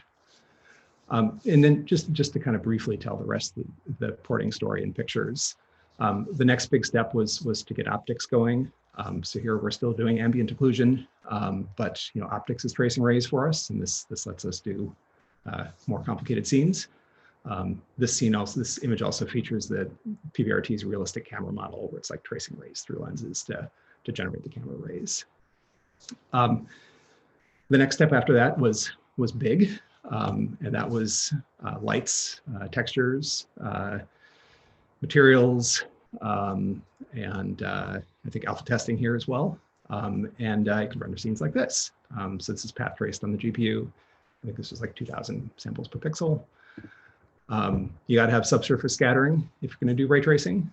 So subsurface scattering was one of the next things to go over. Volumetrics, naturally. This is a bunch of measured BRDFs from Wenzel's BRDF database slapped onto a car model. Architectural scenes. The 0-day scene with like a light BVH and tens of thousands of light sources. And by the end, you can basically throw, any old PBRT scene at this and it'll render it on the GPU. So here's the landscape scene with like 3 billion instance triangles or something like this. Okay, so how did the port work? What was kind of the process to get from this legacy C++ CPU code to something that would run on the GPU? There are basically 4 parts to it. Well, let me add, would run on the GPU and still run on the CPU. So there are 4 parts. The first was kind of extensive, was kind of figuring out what needs to run on the GPU. So not everything does need to run on the GPU. A lot of like, the scene initialization, which we'll come to, is still all CPU side. So it's really just kind of all the core rendering computations and math and all the library routines and sampling and all that stuff, that is on the GPU, but not everything has to go on the GPU. So in CUDA, you have to annotate functions with this host or host device annotations to kind of say like, which side is this function going to be compiled for? So that was a tedious process to go through the system and to figure out what needed to be where. But that was fairly mechanical. The second step was, to continue to do all the, parsing and scene initialization on the CPU. There's no reason to bring that over the GPU. And through GPU unified memory, that actually worked out quite well. So basically the CPU could allocate storage on the GPU, initialize things there, and then hand it over to GPU. I'll talk about that in the next slide. 2 other keys were to abstract the GPU parallelism. So there's a GPU parallel 4 I cooked up that I'll show in a second. And then to switch to a different approach to dynamic dispatch, which I'll talk about in a couple of slides. Okay, so memory allocations. So C++ 17, seems to have kind of finally gotten the allocator interface correct. Or there's yet a new allocator interface in C++ 17, this PMR, polymorphic allocator, and it seems to work pretty well. And basically, throughout the system, I plumbed through an allocator. So basically, any dynamic memory allocation is done through this allocator interface, and then you can pass those down to STL containers, and they'll use them, and so on. So basically, there's just kind of this, allocators piped through everywhere. And when you're running on the GPU path, great, you pass an allocator that allocates, unified GPU memory, that both CPU and GPU can write to. So then we can just kind of continue to initialize everything on the CPU, but then kind of consume it on the GPU. So, thanks to the polymorphic allocator, this turned out to be very non-invasive. The changes to the code here are in red to kind of support GPU side allocation. The next thing was to abstract away, to put an abstraction layer on top of GPU parallelism. Again, just kind of, this wanting to kind of be, a step up from kind of external interfaces, just as far as kind of the longevity of the text. So it was pretty easy to write a GPU parallel for. Libraries like Thrust and things like this have similar things. But just as the PBRT has a parallel for on the CPU that takes a lambda, there's now a parallel for that runs the lambda on the GPU. So here's like a little example of one that kind of updates the film. And the nice thing about this, is that all the highlighted code here in red, these are all just like PBRT methods that run on both CPU and GPU now. So, this is essentially the same as the CPU code for updating the film, and it's calling into all the same methods. But, in this case, they're just running in this different context on the GPU. The most invasive change was related to virtual functions. And the trick there is that we would like to be able to call virtual functions on both CPU and GPU. We'd like the GPU to add samples to the film, but we'd like the CPU to call film write image, say. And the problem is, you can't allocate a class with virtual functions that works on both sides. Because there's the virtual function pointer table, and that's either pointing to CPU code or to GPU code. So all of the virtual functions got replaced with this tag dispatch based on this discriminated pointer from a library from Facebook. And the trick basically is that you have a 64-bit pointer, you hijack a couple of the bits to encode the type, you've got some extra bits there, And then you dispatch to, you can then figure out what is the type based on those bits, and then do the equivalent of virtual function dispatch based on the type bits. So that's all hidden in this tagged pointer class, but this kind of gives the flavor of that. Now with C++17, you can do some grungy template stuff and do tag dispatch even more cleanly. I won't really go into the details, but you can have a fairly clear, fairly clean equivalent to virtual functions. And in this case, because the pointers, are valid on both CPU and GPU, then you can just call them methods on both sides, and you're fine. This is the basics. This is the main set of kernels involved. So this is a fairly traditional path tracing pipeline, and it's currently going to memory between all of these kernels. So it is admittedly fairly bandwidth heavy, but it's still TBD if some of these will end up getting fused. It's a pretty clean, it pretty well corresponds to what you'd expect from a path tracer these days. In this case, the boxes in green are handled by optics. One thing about the design is that the current implementation very much tries to maximize control flow convergence. So here's kind of an illustration of kind of what is being parallelized over. So for instance, you don't want to parallelize over pixels throughout the whole thing, because as rays bounce, rays get terminated, then you have a sparser set of active rays.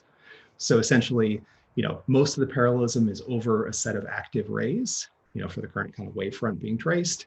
But in a couple of parts, the parallelism is actually over, different BRDF models. So in particular, when we evaluate the materials, depending on the BRDF type, the material gets stuffed into a different queue. So then when we do direct lighting or sampling the BRDF and things like this, we have the same BRDF. We're working on the same BRDF, which in turn gives converged control flow. And this gave about a 2x speed up on San Miguel. So that was pretty helpful. Okay, so what about performance? Let's talk about performance a little bit. So here are some results with a bunch of scenes. This is an RTX 2080 with CPU PBRT compared to a 6-core CPU running with 12 threads. And I'm pretty happy with this. We're over 51x on over 50x on 2 of the most complex scenes, which is where you want to be fastest, and have pretty nice speed ups on the quote unquote simpler ones. Now you may be saying, well, PBRT is not known for being, a super fast ray tracer. So being faster than PBRT CPU is not necessarily, that's cool, but what does that mean, right? Fortunately, we have a scene. We have this scene from 0 Day that is both ported to PBRT, and also we have running in our DX12 ray tracer internally as part of the Falcor system. And the DX12 ray tracer is quite well optimized. So we did a little benchmark of the 2 ray tracers. There are a lot of caveats around this. We tried to set everything the same number of bounces, same sample light BVH, things like this. They are different renderers, but PBRT GPU was a little more than an order of magnitude slower than a highly optimized DX12 ray tracer. And again, like both numerator and denominator will shift over time, but I'm pretty happy with that as far as kind of being in a fairly interesting place. Okay, let's be risky and try a little demo. Okay, so what's happening here is I'm logged into a Linux system with PBRT and a GPU, and I'm displaying it over a socket to my Mac, and now I'm zooming that. So I don't know, I'm hoping this is turning out reasonably well. It's about 5 frames per second, and it's just doing a little camera dolly in and out of a scene. So this is interactive PBRT, dollying the camera. Here's that 0 Day scene. And I'm not going to suggest that everyone go and implement their game engines using PBRT now. Again, it's a little bit off of speed of light performance. But it's a renderer that was never expected, never imagined to be, interactive-ish kind of performance. So I'm excited about that. Okay. Slides. So, just to, the system gathers some statistics about performance and spits them out at the end of the frame. It's a little over 100 milliseconds to render the San Miguel model at 1 sample per pixel at 1080p. And here's just a breakdown of where the time went. This, I don't want to spend too much time on this, but the short version is that kind of the percentages are not unreasonable. Ray tracing is slower than it should be because the ray tracing shaders are full of PBRT code, filling in PBRT's big elaborate structs describing like all the details of the intersection. Certainly could be improved, but about whatever 37% of the time on ray intersection, 20% on material texturing and material model evaluation. That also seems reasonable. 10-ish% on BRDF sampling and 10-ish% on 10-ish% on light sampling and 10-ish% on sampling of BRDFs. So I think it's kind of the, I think the point here is just kind of the breakdown is at least proportionally about what you'd expect for a ray tracer in general. So this is the part I'm happiest about. Is what it meant to the code, right? Because again, kind of, a GPU ray tracer in and of itself is no news. There's no news there. So as I mentioned before, PBRT is about 72,000 lines of code. And the current version now has about 7,000 lines that are CPU specific. So it's the acceleration structures, which are only used on the CPU. And there's all the integrators, path tracer, bidirectional path tracer, stochastic photon mapping, all that stuff. And that's 10% of the code by lines. It's only 4,000 lines of GPU specific code, about a third of which is just optics interrupt. So, the rest is that GPU parallel 4 and a couple of little Q abstractions, and then just the GPU path tracer itself, which is really wiring together pre-existing PBRT code. So if you do the math, right, what that means is about 84% of the code is shared between both paths, right? So all the BRDF evaluation, all the sampling, all the light sampling, the light BVH, the filters, the film, the camera, the vector math, the spectral representation, like all that stuff, is just used as is, on both rendering paths. And this is really exciting, to me from kind of the pedagogical perspective, right? Which is that we were able to get to the GPU, but, in a way that's kind of, orthogonal to most of the system, so that in the book, when we're talking about light sampling or stuff like this, we're just talking about light sampling, and implementing a light sampler in C++. And we're not worried about CPU versus GPU, and later on in the book, we can talk about the GPU and we can talk about control flow, convergent control flow and thinking about your memory access patterns and stuff like that. But, all that is orthogonal to the majority of the code and the majority of kind of the content of the book. So that I'm to me is the most exciting part of it. So the plan, we're going to make the code available on GitHub shortly before SIGGRAPH, which is coming up. We'll have a version of the book online probably late this year and printed book sometime next year, going into all this stuff. Okay, so to wrap up. So, everyone knows GPUs are fast, but, I was, quite pleasantly surprised at the performance I got with, code that was never intended to run on the GPU and code that has not been meaningfully optimized for the GPU. So I've tried not to do like brain dead things, but it has not seen serious attention.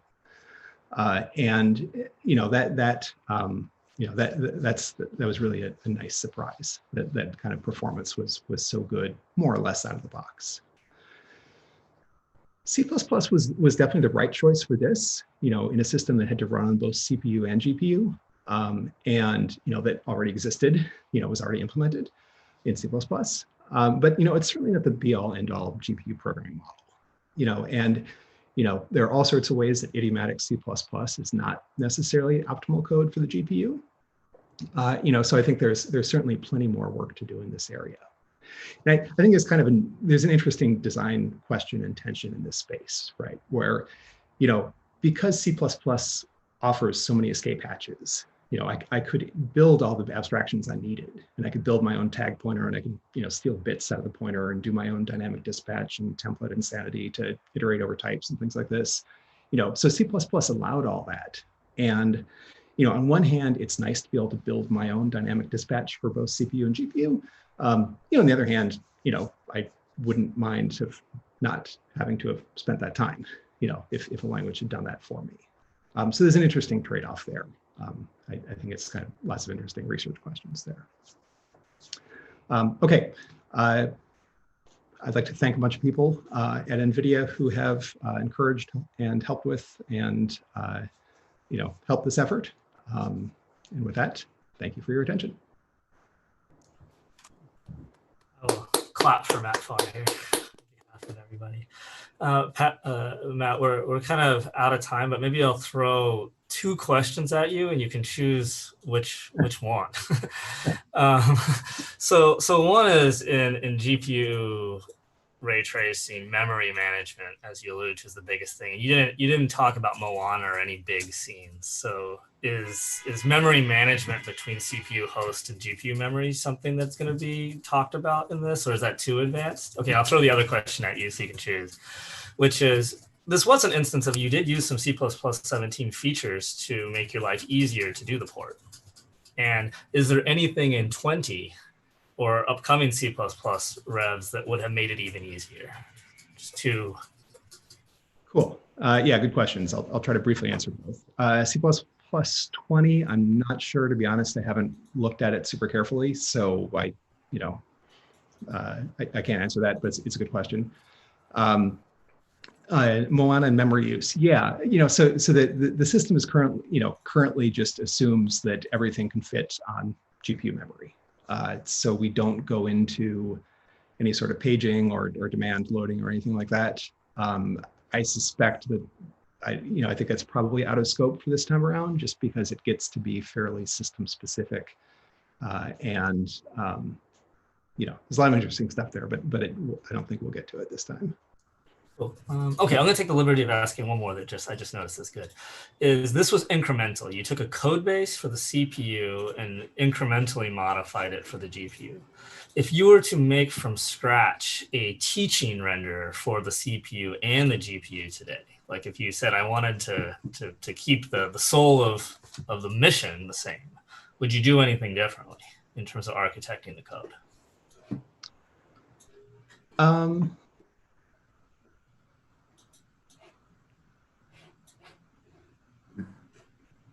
That's a good question. Maybe we'll take this one offline. Yeah, I don't know. That's a great question. Yeah. Yeah. Okay. Cool. Well, anyways, let's thank Matt from our own homes, and then we're going to immediately move into the technical papers session today. So Matt is available online on Slack if you have further questions, and we can try and copy some of the Twitch questions in there. Okay. Thanks a lot, Matt. Thank you. Mm-hmm.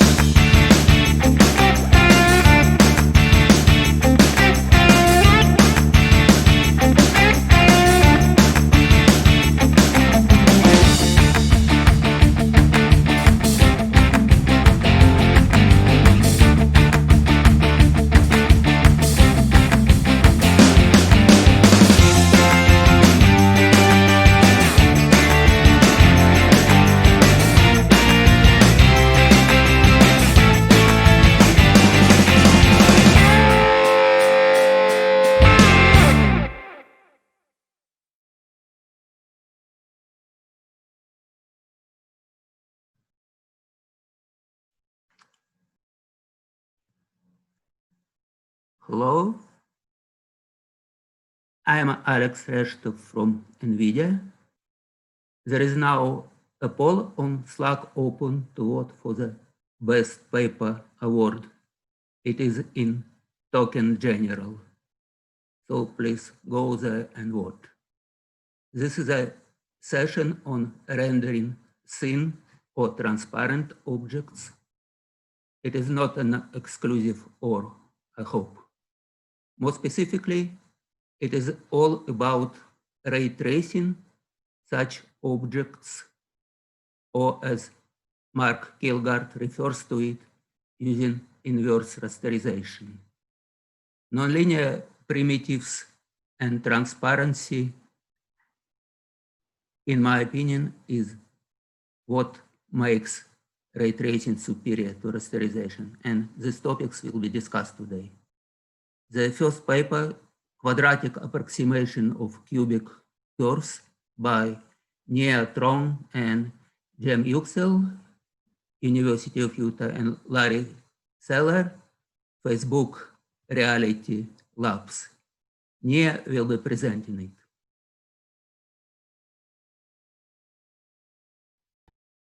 Hello, I'm Nia Chung from University of Utah. I'm going to talk about approximating cubic curve by quadratic curve that maintain parameterization and C1 continuity.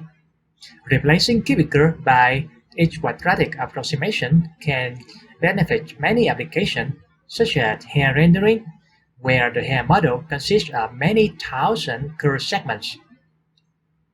Let's talk about curve. Basically, a curve primitive represents a thin, one-dimensional object in space.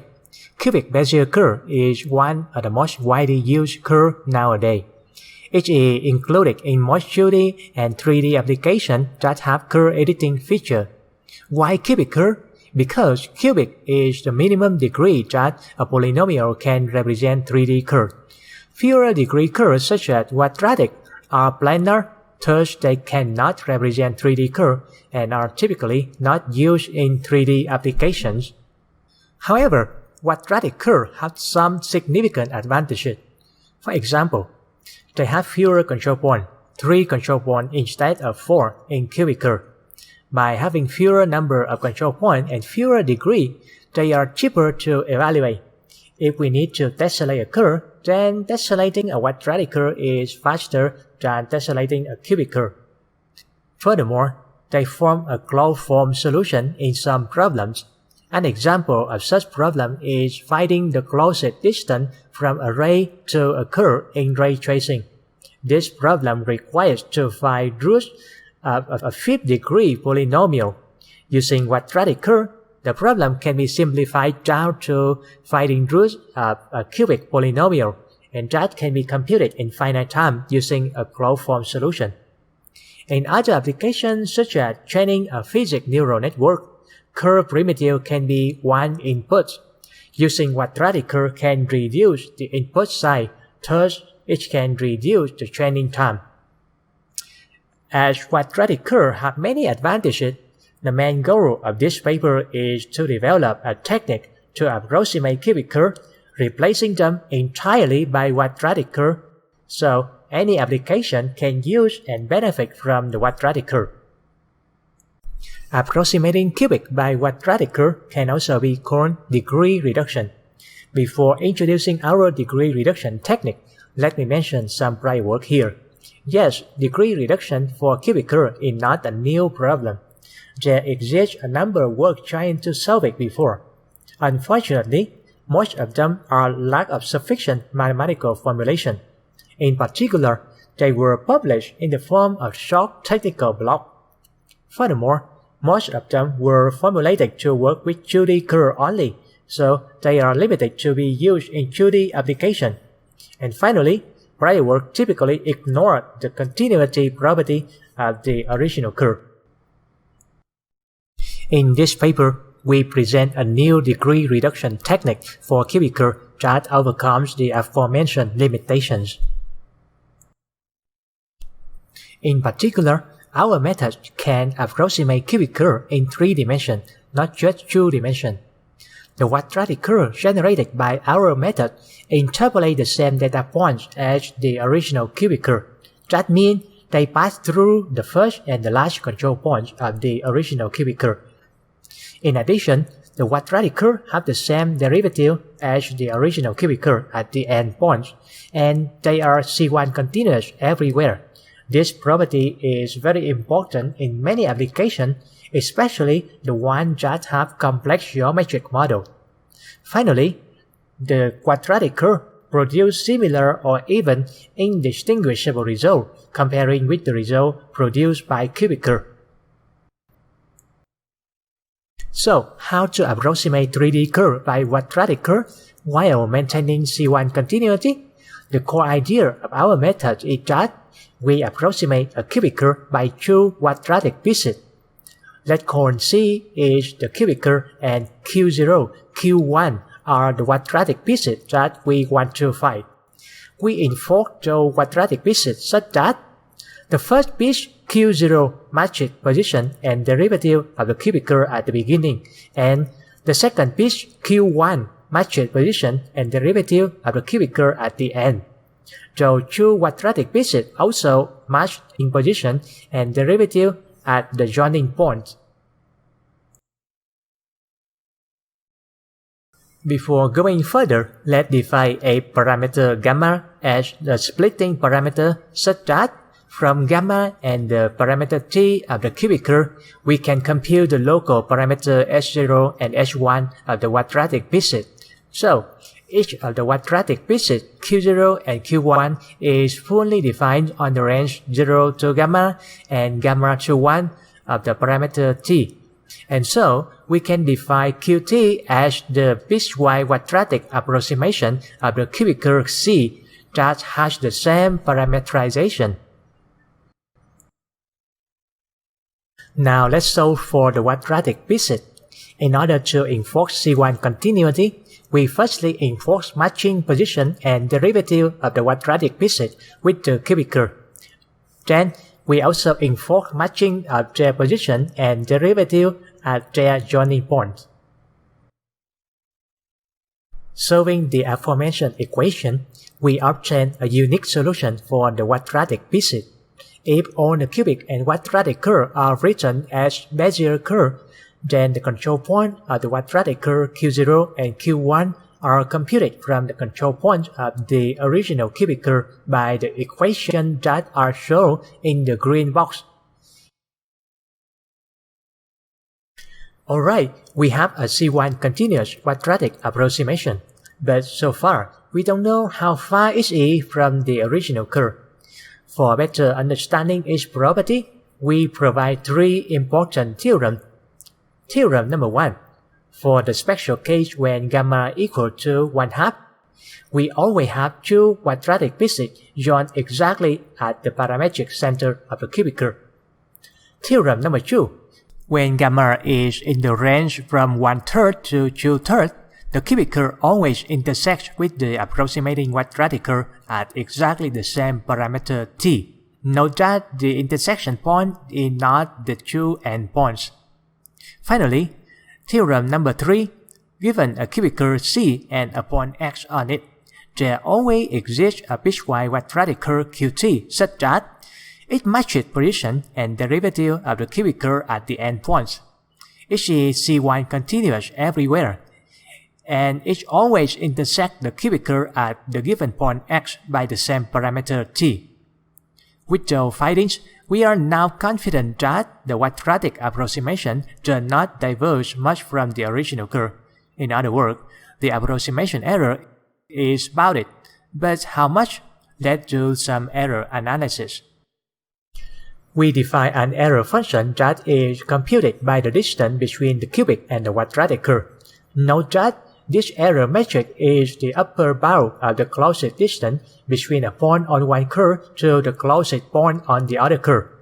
Using this error metric, we prove that it is minimized when the parameter gamma equal to 1/2.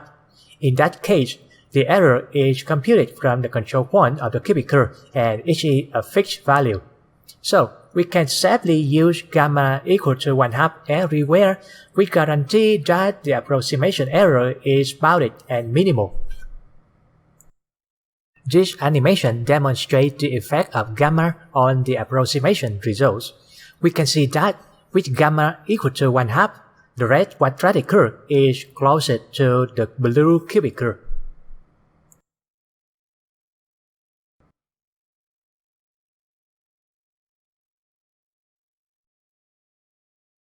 In some applications, such as hair rendering, the cubic curves are reconstructed from a given set of data points and rendered. Instead of generating cubic curve, then applying degree reduction to obtain the quadratic approximation and then render the quadratic curve, we can directly construct the quadratic curve from the data points.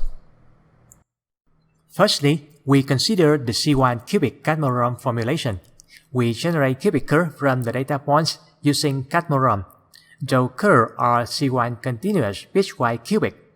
For each set of 4 data points P0, P1, P2, and P3, the generated Cadmorram curve interpolates the 2 middle points.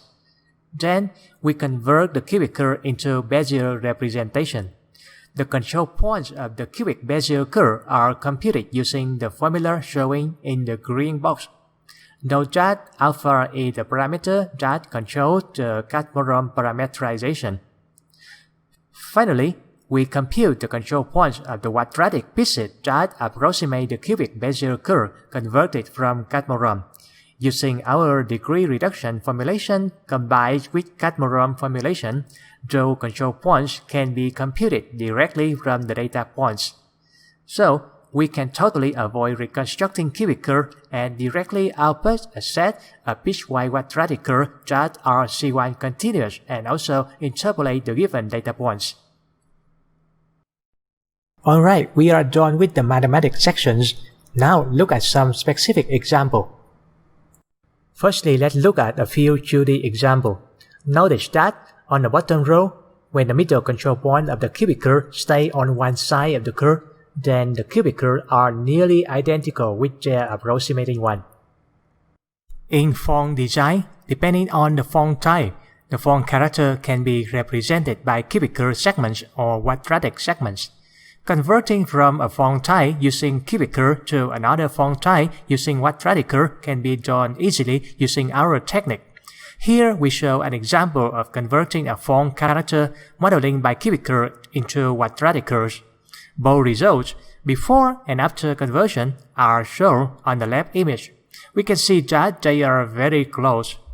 On the right image, the data points of the cubic curve are shown as blue dots, and the red dots are the new data points added by the quadratic segments.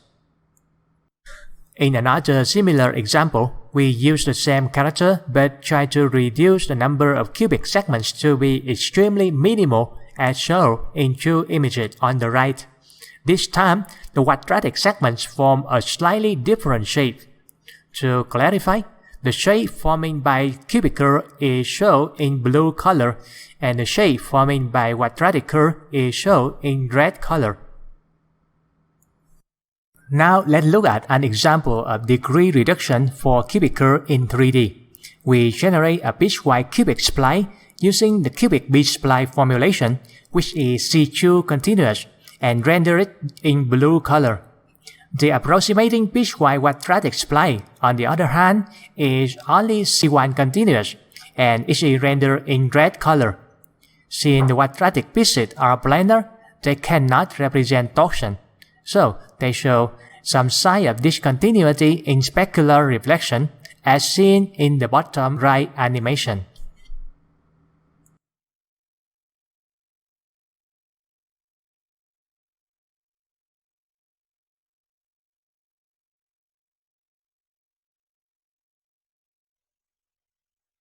Finally, hair modeling and rendering.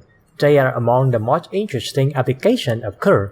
In the left animation, C1 continuous piecewise cubic curves are constructed from the centripetal Cadmorram formulation. With our method, we can directly construct C1 continuous piecewise quadratic curves and render them, showing in the right animation. The 2 rendering results are nearly identical and are indistinguishable if only looking by naked eyes.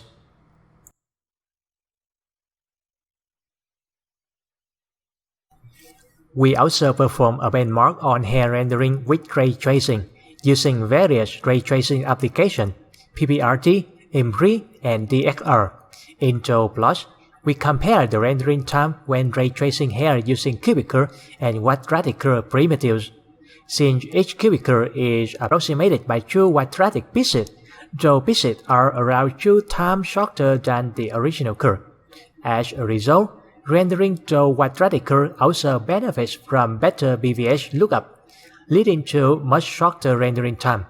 You can see much difference showing in the red and green columns. We gain up to 244% performance improvement. For fair comparison, we also run benchmark for the situation when the original cubic curves are subdivided once, so we have exactly the same number of cubic and quadratic curves. Rendering time of those scenarios are shown in orange color. From orange to green, we gain from 1% to 38% performance improvement, depending on scene and application. So, degree reduction, approximating cubic curve by piecewise quadratic curve can help reducing rendering time. Note that this is not always guaranteed since the performance depends on various factors. In conclusion, we introduce a degree reduction technique for cubic curve that approximates each cubic curve by a piecewise quadratic curve consisting of 2 quadratic pieces. The approximating quadratic curve is C1 continuous everywhere and matched position and derivative of the cubic curve at the endpoints. We provide several important theorems to prove that our method produces bounded approximation error. Notably, it produces minimal approximation error when the quadratic pieces have equal parametric length, and that error only depends on the control point of the original cubic curve. And that is the end of my story today. Thank you for listening.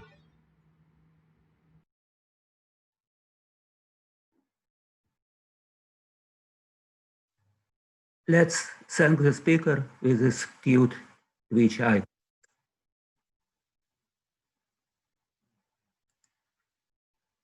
By the way, on the website for this project, there is a source code in GitHub and also WebGL iterative demo. I found it to be very useful.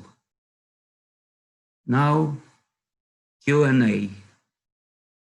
How you compute bounding boxes for primitives?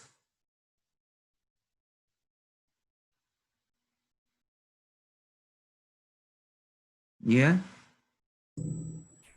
Yeah, we don't compute. Yeah. We don't compute. Sorry, we have some technical problem here. Sorry, we have some technical problem here.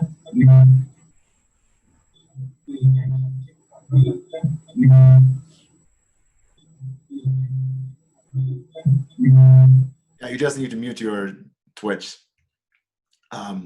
Let me jump in and answer that while Nia is dealing with his audio problems. We're not doing anything special about the bounding boxes. Like, we're using whatever software we tried is generating the bounding boxes. Of course, PBRT and Embry are using different types of bounding boxes. Same goes for RTX. So whatever they're doing, that's what we're doing basically. Nia, do you want to add something to it? Yeah. Well, first, for PBRT, we realize that it uses the axis-aligned bounding box, and for Embry, it uses some screw bounding box such that the bounding box rotate correspond to the curve shape, curve direction. You mean you're using control points for the cubic curve or computing bounding boxes using quadratic equations?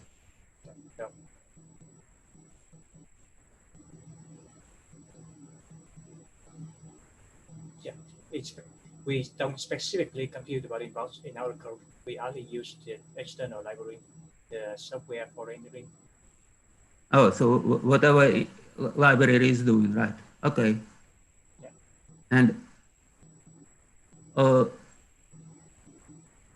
there is a question on Slack. Did you look at the aggregate surface area of the cubic x2 versus quadratic, because it is clear that subdividing once has a huge effect.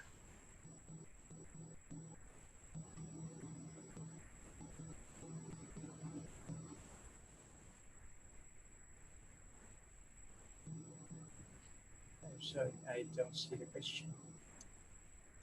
Shall I jump in? Okay, go ahead. Yeah, we haven't really compared the aggregate surface areas, but that's exactly what's going on, right? So when the cubic curves are a bit too long and their shape is a bit complicated, the bounding boxes can be relatively large, because these are curve shapes. So if you subdivide them once, you get a much tighter bounding boxes, especially when they're axis aligned, when the boxes are axis aligned. And that's making the big performance difference.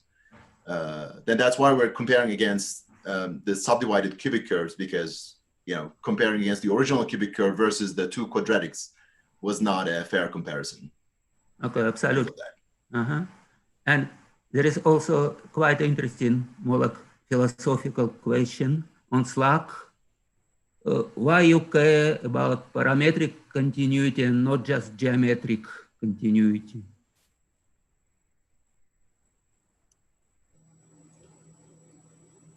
I really want to answer this one, Nia, if you don't mind. Yeah, this is an excellent question. Actually, so let me start by saying one thing about this project. So when we started with the idea that Larry floated, saying, hey, why don't we just take a cubic and approximate with two quadratics? And we actually thought about doing this in two ways. Let's do parametric continuity, that is C1 continuity.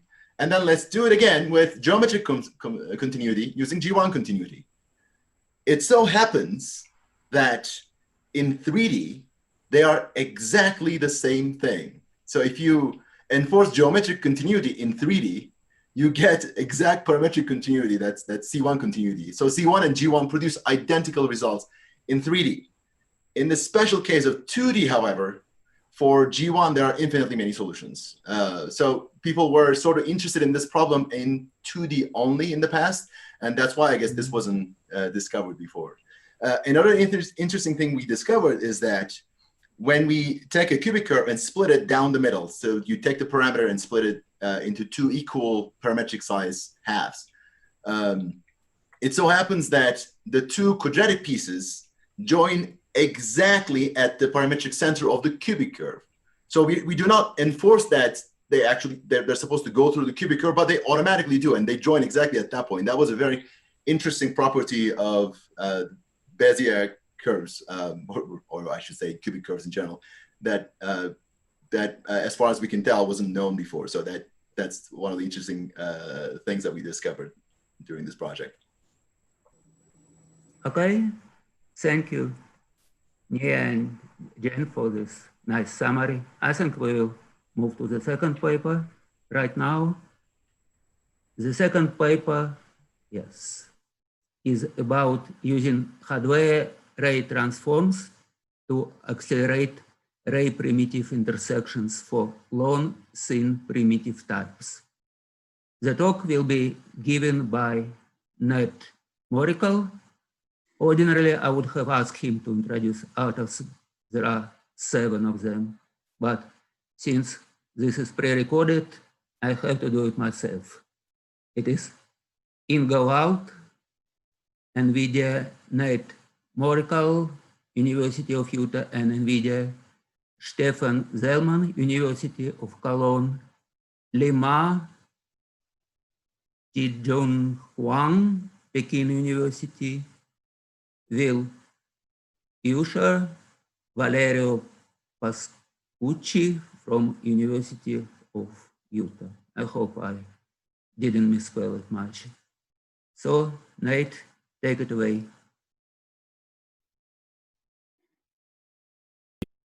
Hi everyone, today I'll be presenting our work on using hardware ray transforms to accelerate ray primitive intersections for long, thin primitive types. So as many of us know, bounding volume hierarchies play an important role in the performance of a modern ray tracer, and depending on the design decisions that you choose, that can have a really significant impact on traversal performance. In general, there's a trade-off when it comes to BVH design, where simple shapes lead to an efficient memory footprint, whereas more complex shapes can more tightly fit the underlying primitives and can achieve better culling. And so, over the years, we've largely been able to strike a balance between these two things. And so today, on modern GPUs, traversal of these BVHs is hardware accelerated. And so you might be tempted to say that BVH design is a solved problem. However, there's still room for improvement, and with that comes the possibility of better performance. So most modern bounding volume hierarchies usually use an axis-aligned bounding box to approximate the underlying primitives. These axis-aligned bounding boxes are relatively easy to compute. You can just take the minimum in x, y, and z of your primitive, the maximum in x, y, and z, and those minimum and maximum corners then kind of implicitly represent an axis-aligned bounding box. As a result, these boxes are relatively few bytes to store, since you only need those two opposing corners. And then hierarchies of these axis-aligned bounding boxes are also relatively easy to compute and store. Both bottom-up and top-down builders can compute parent bounds by computing the minimum and maximum of the corners of the child boxes. Since parents in this hierarchy are also axis-aligned, you can kind of leverage that to further reduce the storage size.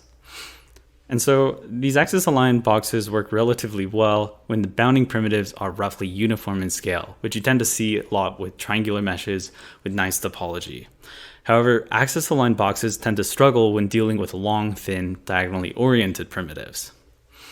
The reason that these axis-aligned boxes struggle with these primitive types has to do with culling. Ultimately, we want the bounding boxes here to more tightly fit the primitives, because the more tightly they fit, the more arrays that we can cull, and the fewer expensive intersection tests we have to do. However, when we build axis-aligned bounding boxes over long, thin diagonal primitives, these bounds can be really large compared to the underlying curve, or a diagonal primitive. So just to illustrate this a bit, imagine a uniformly scaled triangle, a very long diagonal triangle, and a wavefront of rays. In this setup, both axis-aligned boxes take up the same space, and so all these rays will hit both primitives' axis-aligned bounding boxes. However, while most of these rays will hit the uniformly scaled triangle on the left, very few will actually hit the triangle on the right. So since the axis-aligned box containing that diagonal triangle isn't very tight, we kind of fail to cull many of these rays, and we have to do all these expensive intersection tests, which is bad for performance. And then to make matters worse, this becomes even more problematic when we place multiple of these primitives together. So ultimately, we need to find a solution to this problem, since these long diagonal primitive types are actually really common. We see them all the time in the form of cylinders, curves, and ribbons. In production rendering, these primitives are commonly used to render hair and fur. So for example, this character Autumn is from the Blender movie Spring and uses about 3.4 million curve segments. Many of these curve segments are highly diagonal and lay really close to each other. And then in scientific visualization, these primitives are commonly used to visualize tractography, streamlines, and glyphs. So in this picture, these primitives are being used to visualize the axons of a set of neurons from the neuromorpho dataset. Since we have ray tracing, we can kind of leverage effects like depth of field to greatly improve the perception of these overlapping neurons. But then again, many of these neurons are long, thin, and diagonal. So there are a couple different ways that we can go about tackling this problem. And one common solution is to use a more general BVH containing oriented bounding boxes.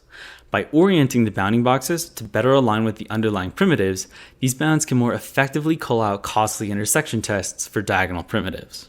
Unfortunately, these oriented bounding boxes can introduce overhead during traversal, and they can really significantly increase the complexity of building a BVH. For example, the work by Vogt et al. Requires a non-trivial top-down object-oriented bounding box builder, and their final speedup is limited due to the expensive oriented bounding box tests themselves. So consequently, these oriented bounding box hierarchies they're not supported by many of today's ray tracing frameworks, and they're not really supported in modern hardware accelerated frameworks. So now, interestingly enough, in addition to supporting BVH traversal in hardware, the Turing architecture also supports one level of hardware accelerated instancing.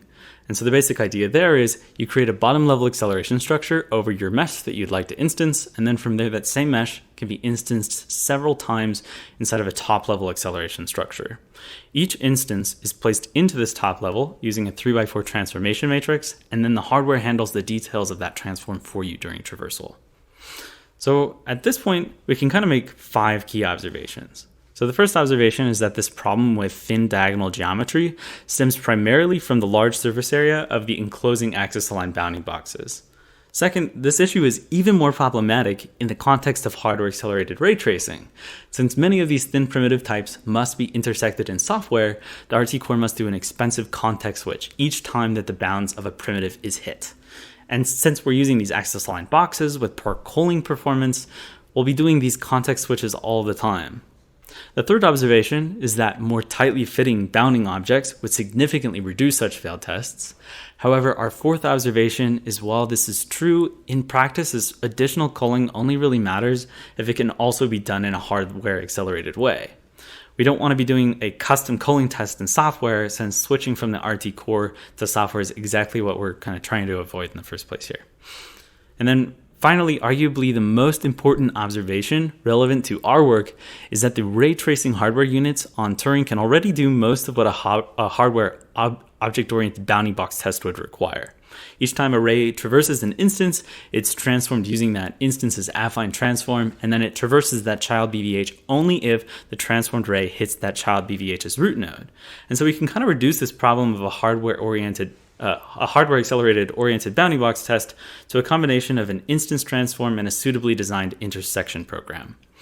So now, before looking into arbitrary primitives, let's for now just consider a simplified proof of concept.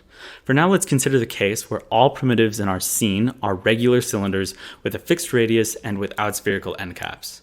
So in this case, each cylinder can be represented in one of two ways. First, we can represent these cylinders through their intrinsic parameters like their center, their orientation, their length, and their radius. Or alternatively, we can represent each cylinder through an affine transformation of a common unit cylinder. Now, this approach won't work in the general case. For example, we can't represent curves this way.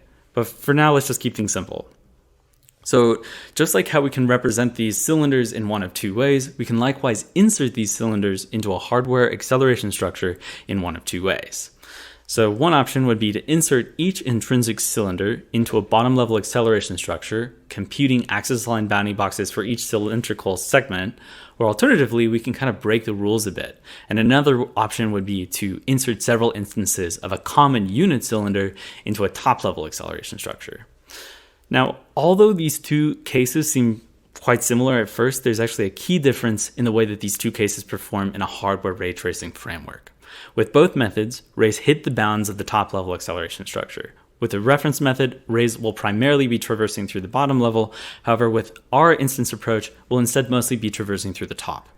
Now, for the traditional solution, each time that we hit a leaf in the bottom level acceleration structure, we need to do an expensive context switch.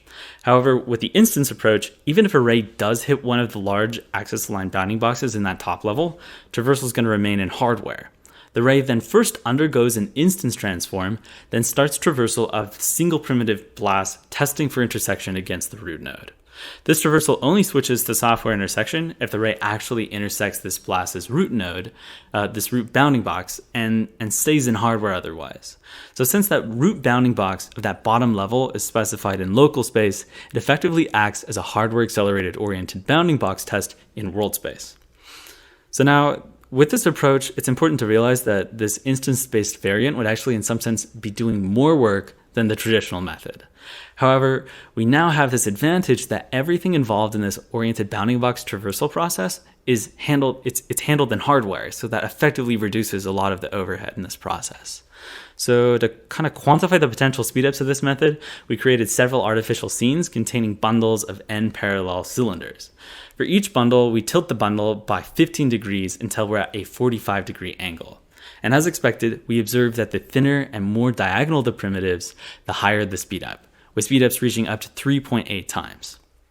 And then just to kind of improve our intuition a little bit about where cost is going, here's a heat map demonstrating the clocks used per ray, where regions in red are more expensive. So on the left, you can almost see the axis-aligned boxes of the cylinders in that heat map, and you can see that we're really suffering anywhere that a ray misses all of the primitives. On the right, these OBBs are successfully culling out most all of the context switches that we would be doing. So now, although we have this proof of concept that seems to be giving us really encouraging results, our technique so far has one big limitation. right now we're making this assumption that the base primitive type that we're using can always be represented with several affine copies of a common base primitive. However, this really only works for cylinders, and it doesn't work for other primitive types like curves, since each curve is likely to be unique. So to really make this method useful in practice, we need to extend our previous approach to handle arbitrary primitives like rounded cylinders, curves, and so on. And so again, we can make several observations here. First, it's worth noting that our performance improvements don't actually come from the instancing itself. We don't actually benefit that much from reusing the same affine copy for each cylinder, but rather our proof of concept benefits most from the additional oriented bounding box test calling step that's done in hardware. The second observation that we can make here is that since we're looking to support custom primitive types, we'll be implementing our intersection tests in software. And since the intersection test is in software, whenever a ray hits a bounding box containing our instance root node, we can kind of do whatever we want at that point. So in particular, we can interpret the instance ID as if it were the primitive ID, and we can do a world space intersection test instead of a normal object space intersection test that a traditional instancing approach would do. So now to extend our proof of concept to support arbitrary primitive types, we'll now start with a dataset consisting of n unique curve segments. As a first step, we'll compute the object-oriented bounding box over these curve segments. We'll then recreate these oriented bounding boxes as instances of a common empty masquerade object. This object is only being used for its root node, and it doesn't actually contain any common primitive data. Next, we'll build a top-level acceleration structure over those masquerading instances. And when we traverse rays against the setup, those rays are first going to hit the top-level root node, and then those rays will traverse through that top level, hitting the axis line boxes containing our OBBs. After that, these rays will undergo an instance transform in hardware. And in this case, for now, we're just going to be looking at this red-oriented bounding box. At this point, instead of doing a context switch back to an expensive intersection test, these rays are further culled by that masquerading instance's root node, effectively implementing the oriented bounding box test. Then finally, since the underlying primitives are not affine copies of some common underlying primitive, we can instead interpret the instance ID as if it were a primitive ID, and then we can do a world space intersection test instead of a local space test. So overall, this process isn't all that different from our proof of concept. The important takeaway here is that we don't really care about what that instance contains. We're just using that instance for its OBB. And so to support arbitrary primitives, we interpret the instance ID as if it were a primitive ID, and then we do an intersection test in world space. So now let's move on to some evaluation. So first, we decided to test our technique against both a collection of scientific visualization datasets as well as a set of production hair datasets. And then we also decided to test our approach on a couple different intersector types. So for the SIGGRAPH dataset, we used both Quilla's capsule as well as Hahn's sphere truncated cones, since both those intersectors are linear and they're going to give us an accurate visualization of the underlying data. For the production hair datasets, we additionally test against Reshetov's phantom curve intersector. As far as hardware goes, we tested on a pair of Quadro RTX 8000s, and for our software stack, we're using a mix of Optix 7.0 and Ubuntu 18.04. So for the SIGGRAPH datasets from left to right, we have an IEEE visualization dataset from 2011, a DTI tractography dataset, and a collection of neurons from the Neuromorpho database. For these datasets, we kind of see mixed results. Though our method is never much worse, it doesn't actually achieve significant performance improvements either. We see about a 25% performance improvement for the contest dataset on the left, but then the other two don't really improve that much. We have an explanation for why this is, and I'll get to that in a moment. For our production datasets, from left to right, we have this single curl dataset from a PBRT scene and a curly hair dataset from Jem Yüksel's group. And then we have this autumn model from the Blender movie Spring, as well as Frank from the Blender movie Cosmos Laundromat. So for all our hair datasets, and unlike our SIGGRAPH datasets, we consistently outperform the reference method anywhere from 1.59 times to 5.92 times. So in this table, different intersector types are shown from the top to bottom, and arguably the intersector that's most relevant to these datasets is the phantom curve intersector on the very bottom. A bit of background on that phantom intersector: it's recommended that you subdivide curves at inflection points to improve the numerical precision and the performance of that intersector. And an interesting observation when combined with our technique is that when we use that phantom intersector, our improvement over the reference increases with the number of pre-subdivisions, in particular for very curly models like Frank. This kind of indicates that the subdivision leads to a more cylindrical-like segment that can be more tightly enclosed by an OBB than a highly curved segment would be. Then, interestingly, our speedups also correlate primarily with surface area reduction. And this correlation is interesting because it means that we might be able to rely on this surface area comparison while building an acceleration structure before rendering. So for example, with the phantom intersector, our surface area reduction gets better and better as we subdivide the curves more and more, since those OBBs can more tightly fit the more cylindrical-like data. And then we are also able to see a lack of performance improvement for Frank in the phantom intersector no subdivision case. As for our SIGGRAPH models, we can kind of attribute the lack in significant performance improvements to a lack of surface area reduction. As the surface area predicts, the SIGGRAPH 2011 dataset sees the largest performance improvements, since it also sees the largest surface area reduction. And interestingly, although we do see reduction in surface area for the other two SIGGRAPH models, it appears that the performance overhead reduces that potential speedup there. So now, although these speedups that we've achieved by our method are actually a lot higher than we initially anticipated, they do come at the price of higher memory consumption. For the reference access line bounding box method, each primitive costs only a few bytes for that primitive's corresponding bottom level memory. While in our method, we need to store an entire instance per primitive, each of which contains a 3x4 transformation matrix. And as can be seen in this table, our current method's memory overhead is quite high at roughly an additional 300%, or roughly a 4x over the reference method's memory footprint. So now it's possible that this per instance memory cost will be reduced with subsequent driver changes to the GPU, but those changes are kind of outside of the control of a user. So now to conclude, we have presented a method that leverages existing ray tracing hardware units to realize what's essentially a hardware-accelerated object bounding box culling test. Our approach works by treating the root bounds of a bottom-level acceleration structure as if it were an OBB, which we place into a top-level acceleration structure through instancing. However, our method is different from traditional instancing in that while instancing traditionally is limited to creating multiple affine copies of the same primitive, our approach is not. Instead, our method reuses the original world space intersection code, which enables us to handle unique primitives like curves, capsules, and cones. Despite these speedups, our current method comes with several major limitations. First, our method comes with this massive memory overhead of up to 4x compared to the reference version. And then for some of our data sets, that speedup might be worth the memory trade-off, but for many others, that could be way too prohibitive. And then, in addition to memory overhead, the maximum reasonable model size is also kind of limited by how many instances optics allows in its instance acceleration structure.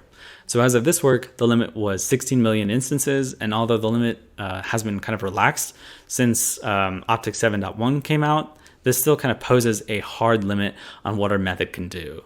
And then since we're already using optics' instancing capability to create our OBBs, we also currently can't create real instances of the geometries that use this technique. For example, we can't really create several instances of Autumn with our approach without losing our hardware-accelerated OBB test. Now, as for future work, we believe it'd be interesting to look at combining our method with the work by Vogt et al.'s object-oriented box BVH builder. In particular, it'd be interesting to build a hybrid system where Vogt et al.'s similarity metric could be used to find similarly oriented subtrees, while our method could then provide a hardware-accelerated way of traversing this. From there, multiple primitives could share that same oriented bounding box, which would in theory reduce the overall memory overhead. So ultimately, we're pretty optimistic about our approach. Even beyond our specific masquerading technique, perhaps the core insight of this work is in how useful hardware ray transforms can be in rotating geometry to minimize BVH node surface area. Thank you for listening, and feel free to email me if you have any questions.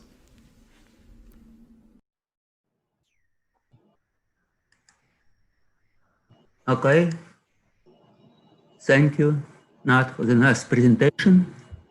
There are questions on Slack, and I will combine first question with my own. It is generally related to the question, do you always have to maintain this one-to-one correspondence between instance and a leaf? Would you move instance/transformation higher in BVH or not create instance for some primitives which are already axis aligned at all, just to save memory? So, okay, first, can you hear me? Yes. Okay. So in theory, you could have that transformation happen anywhere in the hierarchy. So just to kind of test stuff out, we started at the kind of primitive level because we could kind of figure out how to compute oriented bounding boxes at that level of the tree. But if you had some similarity metric or something where you could combine several primitives together, then you could bump that transform anywhere up the hierarchy to potentially save memory. And then also, if you're able to kind of identify a priori that the surface area reduction isn't really worth the trade-off, then in theory, you could use a axis line bounding box instead of the OBB to save memory there. So yeah, there's a lot of future work possibly. Okay. So Alex, uh-huh. As a comment on the second part of the question, can we mix that and use it for some primitives and not for others?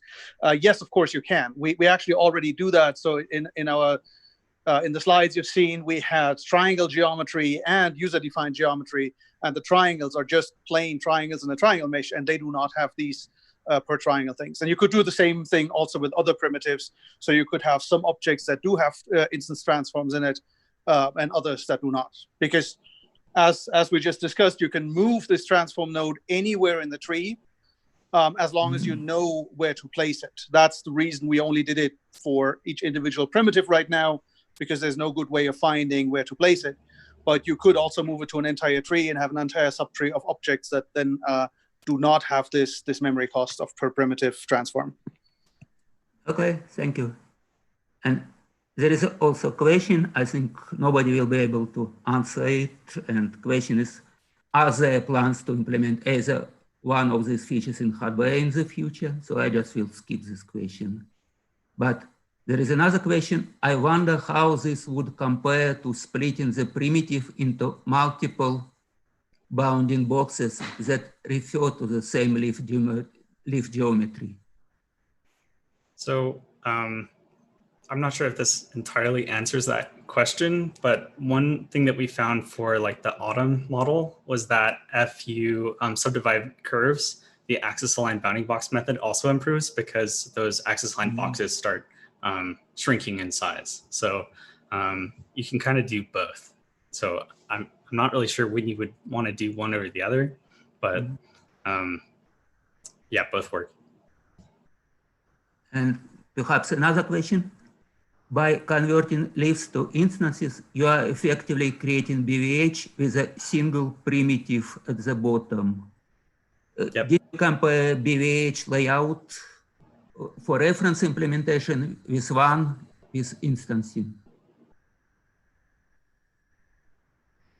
So in theory, the BVH layout should be pretty similar. Like you have maybe another node, or another box that contains your like OBB. But other than that, the top level acceleration structure in theory should really closely match what you would normally have with the bottom level acceleration structure. We haven't really looked at that though, so I'd have to kind of do some confirmation, but that's kind of the theory anyway. So. Okay, thank you guys. Now let's move to the final paper in this session.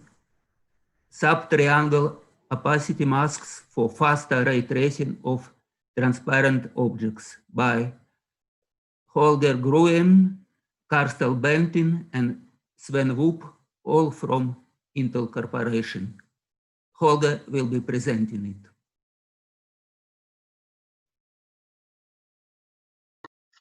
Hey, hello, and welcome to this talk about subtriangle opacity masks for faster ray tracing of transparent objects. My name is Holger Gruen, and I work within the XPU and Technology Research Group at Intel. All right, what problem are we trying to solve? Real-time graphics use alpha-tested transparency a lot for all sorts of trees, grass, shrubs, and other types of foliage. The problem, though, is that alpha testing is considerably slower with ray tracing than with rasterization. So this clearly is a hurdle to the adoption of ray tracing. We're trying to alleviate this problem with the solution proposed in this talk. So our method can be implemented in hardware, but also shows some benefits with a pure software implementation on top of DXR as well. So let's look into the problem statement in some more detail. Transparent primitives are really ubiquitous in real-time graphics. As you see here in my program, art rendering, where I've used the tree from Morgan McGuire's repository of 3D models. And I've also used some arts from the Microsoft DirectX SDK from 2010. So in the end, I'm drawing hard ray trace shadows here from all these alpha-tested leaves that these trees use. All right, so as we've already said, complex volume scenes need fast alpha testing to perform well, right? Otherwise, it's tricky because you'd need so much more geometry. And this is exactly why alpha-tested primitives are used. They reduce geometric complexity. So if you have a leaf here that has a really detailed silhouette, then because you don't really want to spend all the vertices to model that silhouette, what you do is you use a much less refined mesh with less vertices and triangles, and simply apply alpha testing when you texture that mesh, or that part of the mesh. All right, the other thing with alpha test primitives, as they reduce geometric complexity, is that they also decrease simulation and animation costs because you need to deal with less vertices, obviously. And in the same throw, even for ray tracing, they keep EVH build and refit times in check because, yeah, you just deal with less primitives. Okay, so as we know, rasterization is quite good at dealing with alpha testing. It has been optimized for that. Complex scenes can really be rasterized with really high frame rates, and that's why they're used by a lot of AAA games. So, as said before, transparent geometry is quite slow with hardware ray tracing. And the reason for this is that you need to run a shader program to do the alpha evaluation. And that shader program then interrupts hardware traversal. And let's say the NH shader that does this alpha test basically needs to fetch a bunch of memory, a lot of memory. It first needs to fetch the indices, then it needs to fetch the texture coordinates, and then it needs to interpolate the texture coordinates to do the final texture lookup to find out if the alpha value says this pixel is transparent or not. And obviously, if you have really complex scenes like forests or other scenes with dense foliage, this layered alpha test becomes a real bottleneck with ray tracing because it can't traverse in hardware as fast as it could. So what possible solutions would there be to solve this problem? I mean, obviously, one thing could be to just add some sort of texture sampling capabilities to traversal hardware, but that would mean adding samplers and all of this stuff to the traversal hardware, which probably isn't very economic and also would eat a lot of die space. In the end, you have all that hardware lying around already on the shader processors. The other possibility is what we've discussed before. You could basically just build very detailed geometry to cut away the transparent part of the object, but you'd still need to sort of alpha test the rest if you're not exactly matching the silhouette. Anyway, you'd need a lot more vertices, a lot more triangles, and I mean, obviously, if you have a lot of objects that are uniquely animated, then you'd need to animate all of those in isolations. You have to build a BVH or a refitter BVH for each of those, and also the memory management or the memory requirements for all of these refined meshes, especially the BVHs, because you need to build all of them if they're uniquely animated, would be very high. So in the end, we're looking for a solution that doesn't increase animation, simulation, and perhaps even BVH refit or building costs, and something that doesn't really is too hard on us in terms of memory. So something that we can sort of afford and say, well, that's not totally blowing our memory budgets here. Okay, our approach works in two phases. One is an offline sort of pre-processing phase, and that's something you would probably run during level load time, or you could run it in the asset generation pipeline for games, where you basically cook the level data to a format that's optimal for rendering. So, okay, what do we do? For each triangle of for each transparent triangle that needs alpha testing, we subdivide the triangle in the barycentric plane. So what you see here on the left is again our sort of alpha-tested mesh for a leaf. And what we then do is we subdivide each triangle into, in this case, 16 subtriangles. And that's basically what we call a subdivision level 4. Level n basically produces n square subtriangles. Okay, here's another diagram that shows you what that subdivision looks like. It's a regular subdivision, a uniform subdivision in barycentric space. You can see that we, of course, can clearly give each subtriangle an ID. And that ID is interesting, or is important, because later on we will describe how you can basically compute the subtriangle ID of a barycentric coordinate. So if you have a hit, you can find out what subtriangle that hit is in quite efficiently. Okay, yeah, I said this was subdivision level 8, so it's 64 subtriangles. Okay, so what do we do next? We now, for each subtriangle conservatively, with regards to alpha testing and mipmaps that are used in the NVIDIA shader later on, we conservatively evaluate if the subtriangle is fully transparent, and that is what we store in a bit that we call bit 1. So that bit would be 1 if the subtriangle is fully transparent. In bit 2, we store if the triangle is fully opaque, so that's the second bit. All right, so we store these 2 bits, and for hardware implementation, you probably store these somewhere where the traversal hardware can easily access it. So it would be interleaved perhaps with the triangle data somehow, triangle positional data of the triangles. And for a software implementation, we just make sure that the bits are sitting consecutive words of memory. So basically all the bits of all the subtriangles of one triangle sit close by in memory, so they're easy to fetch and the cache hit rate is high. All right, so our approach summarized. This is our original mesh, alpha tested mesh. We subdivide that mesh, and then we evaluate for all the subtriangles if they are fully transparent, which are the green ones, or if they're fully opaque, which are the red ones. And the rest of the subtriangles, all the other colors, are subtriangles that you can't say if they're either they are not fully opaque and they are not fully transparent. So these guys really need the NVIDIA shader. All right, so how do we implement this preprocessing? There are definitely many ways to implement this, let's say compute shaders or any other ways, or even ray tracing. But the way we do it is we use it by conservatively rasterizing the triangle mesh. We use conservative rasterization for that step. And basically we draw each transparent triangle mesh, and we use instancing to make sure we draw all subtriangles in one go. So basically, if we have a level 8 subdivision, we draw 64 instances of the mesh. Okay, and then the pixel shader. What we do is we do the conservative alpha test, and if that fails, we use interlocked OR to atomically store a bit for that subtriangle that says, hey, this subtriangle is not fully opaque. And if the conservative alpha test succeeds, we set a bit that says, hey, this subtriangle is not fully transparent. So in the end, we are basically storing the inverted bits of the 2 bits that we described before. But that's not a problem, because we could either run an additional compute pass to invert them again, or we could just live with the inverted bits in the NVIDIA shader and deal with them.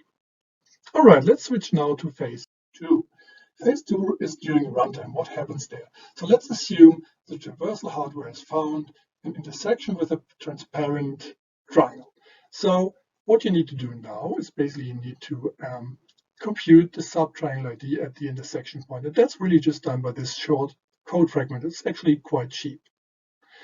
Right. Then you use that ID to basically compute the address of the word where all the bits, where the 2 bits sit for the subtriangle. So you basically fetch these 2 bits, and as said, they're close by memory, so the cache hit rate is very high. So it's really fast to fetch these bits. And then what you can then do, as I've already alluded to above, is basically, if we know the subtriangle is fully opaque, then the ray can carry on, or hardware traversal could carry on if it understands these bits. If the triangle is fully opaque, then you would register this hit and traversal can still carry on, but there's no need to call the NVIDIA shader in any of those cases. In a software implementation, and that's what we'll talk a bit about later, is basically we can use these bits to just skip the expensive part of the any hit shader. And that's what we've done in our DXR prototype. That's actually a code fragment that shows what our any hit shader does. So basically, it gets the primitive index, the instance in the ID, and then basically computes the subtriangle ID from the barycentric coordinates. It then gets the fully transparent, the bit that says if the subtriangle, the current subtriangle, is fully transparent. If it is not transparent, then it goes on, but if it is transparent, we can ignore the hit. Then it gets the bit that tells us if the subtriangle is fully opaque. If it is not opaque, then we do the expensive alpha test, otherwise we just carry on. So that's something we want to test and see if that actually generates a speed up with these bits, even without any hardware implementation. All right, so what are the benefits of our approach before we present results? I'd like to talk about this a bit. So there's no increase in geometric complexity, clearly, right? You can just use the mesh you had before. There's no increase in simulation animation times because, again, the mesh stays the same. There is no real increase in BVH build and refit times. So I say no real because probably the BVH build, the first build, would somehow write the additional bits, and that could make the build a bit more memory bandwidth limited, so it could be a bit slower, but probably not terribly much. So, and our approach only uses moderately increased memory amounts of memory. And the reason is this, basically, let's say you want to do level 4, compute these bits for level 4 subdivision, then you only need to use 32 bits in addition to what you store per triangle. For level 6, it's 72 bits, and for level 8, it's 128 bits. If you assume, and that's sort of in line with what we've measured, that in a dynamic BVH, one triangle consumes overall something like 64 bytes of memory. And if you take that number into account, then level 4 would add 6% of memory, level 6 would add 40% of more memory, and level 8 would basically increase the amount of memory your BVH needs by 25%. So yeah, it's not nothing, but it's not significant, or not as significant as what you would have to do for all the for a more detailed mesh. Right. Okay. So we've done some tests with a PLTXR implementation. I've shown you the shader snippet above. So that's just in the end a scene with a lot of randomly placed trees that they are randomly sized, rotated, and have lots of dense foliage on them, or dense leaves on them. All right, so these are the results for subdivision level 4. And I want to say here on the very right top of the image, you see 3 textures. We've run these tests for 3 textures. So we show you a range of results. So basically, I think texture 1 and texture 2 are the ones that you'd hopefully find in your game, because then you can see that the texture is well placed within its confines, and there's not too many transparent pixels. Texture 3 and 4 are probably sort of worst case scenarios where the artists haven't really cropped and properly rotated things so that you have a lot of transparent pixels. So ideally, you probably don't want to really see this sort of textures, but we've left them in as a worst case. So the worst case numbers, so the lower end of the numbers, are the ones that we get for the very transparent textures, the 2 ones on the right. So, okay, so in terms, as you can see here for level 4, we still can skip quite a lot of any hit calls. Oh, I'd like to say, so basically we've run 2 different scenarios here, I forgot to say this. So basically one workload we have is hard shaders, and that's really just casting a ray to find the closest hit that basically hits a opaque pixel, a fully opaque pixel.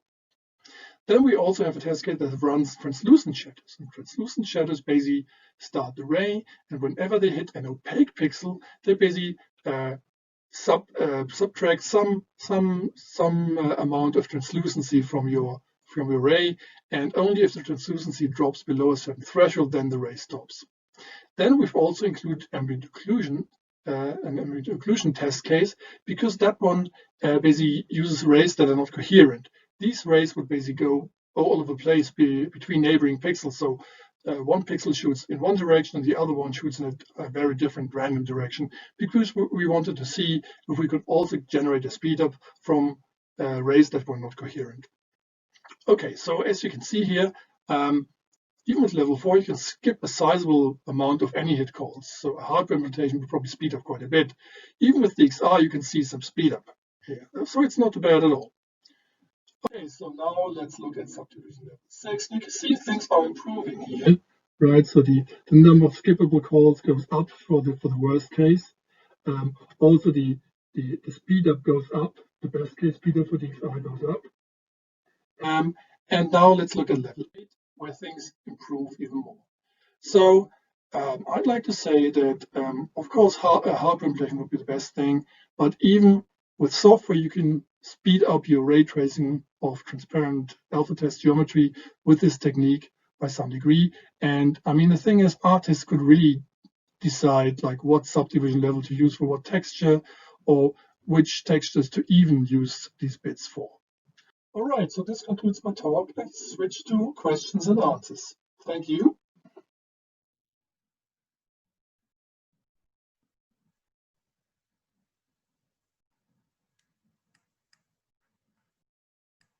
Okay, thank you, Holger. I just will read from Slack. It looks like a very smart pipeline for converting the existing assets with transparency alpha. What do you think would be the optimal asset creation pipeline of the future for such transparent geometry for real-time ray tracing applications? Well, I mean, of course, you'd want the artist to do the right thing. I hope you can hear me okay, guys.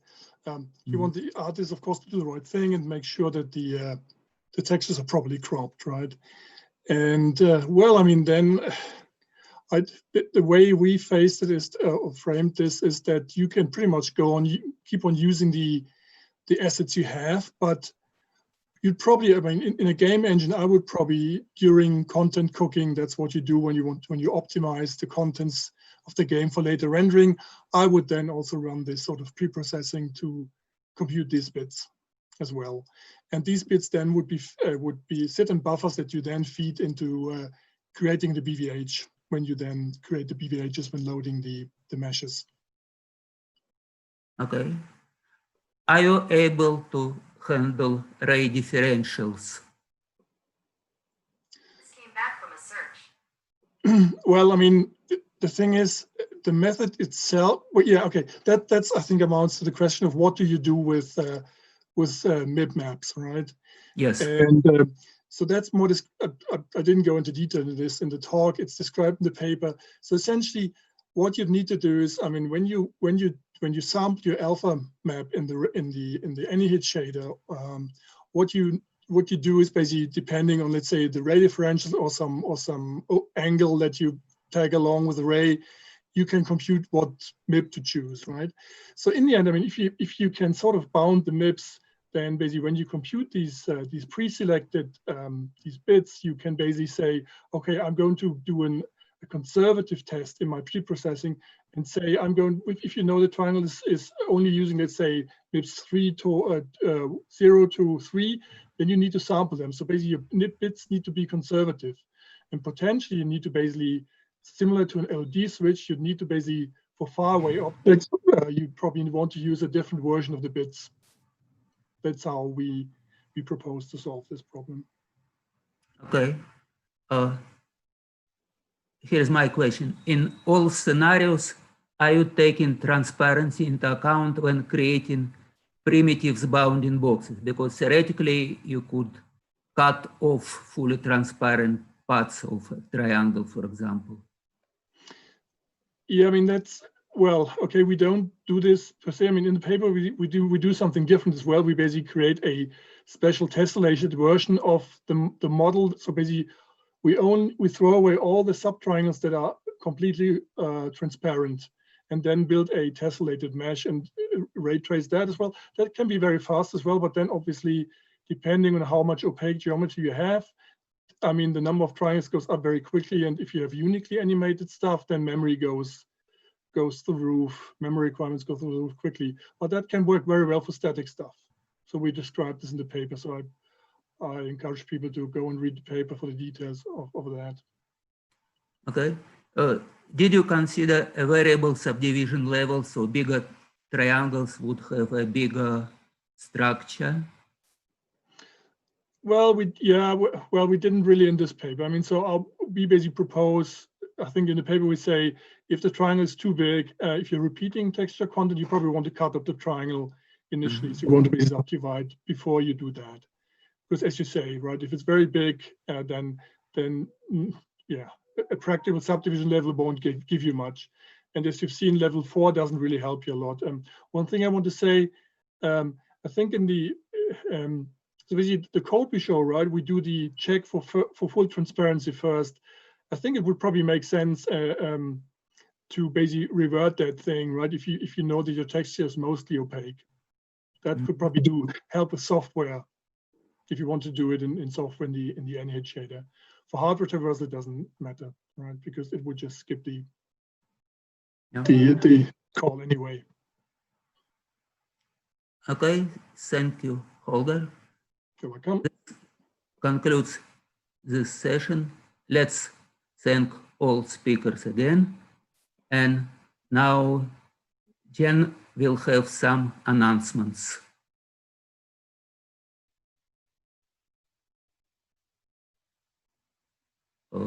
We cannot hear you. Hi, everyone. Yeah, this was a great paper session. Thanks again for all the authors. So this will conclude our Twitch stream for today, but not HPG. HPG continues for those of you with premium registration. We have poster sessions starting right about now. So you can join the Zoom meetings for that. Do not use the links you've received in email. They're new links we generated yesterday.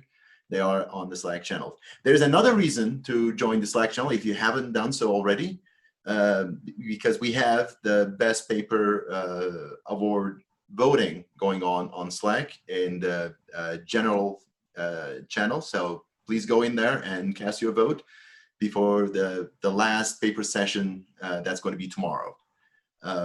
And one more announcement. If you look at the program, you'll see that tomorrow morning at 8 a.m. Pacific time, we're going to have our HPG town hall, and that's going to be on Zoom as well. So please make sure to come and join that as well. And that's all of my announcements for today. Thank you so much. I'll see you around. One correction, the email that came out overnight with the new poster session links is correct. You don't use the links from last week's email. All right, the new email is correct. Good. Thanks again, Josh.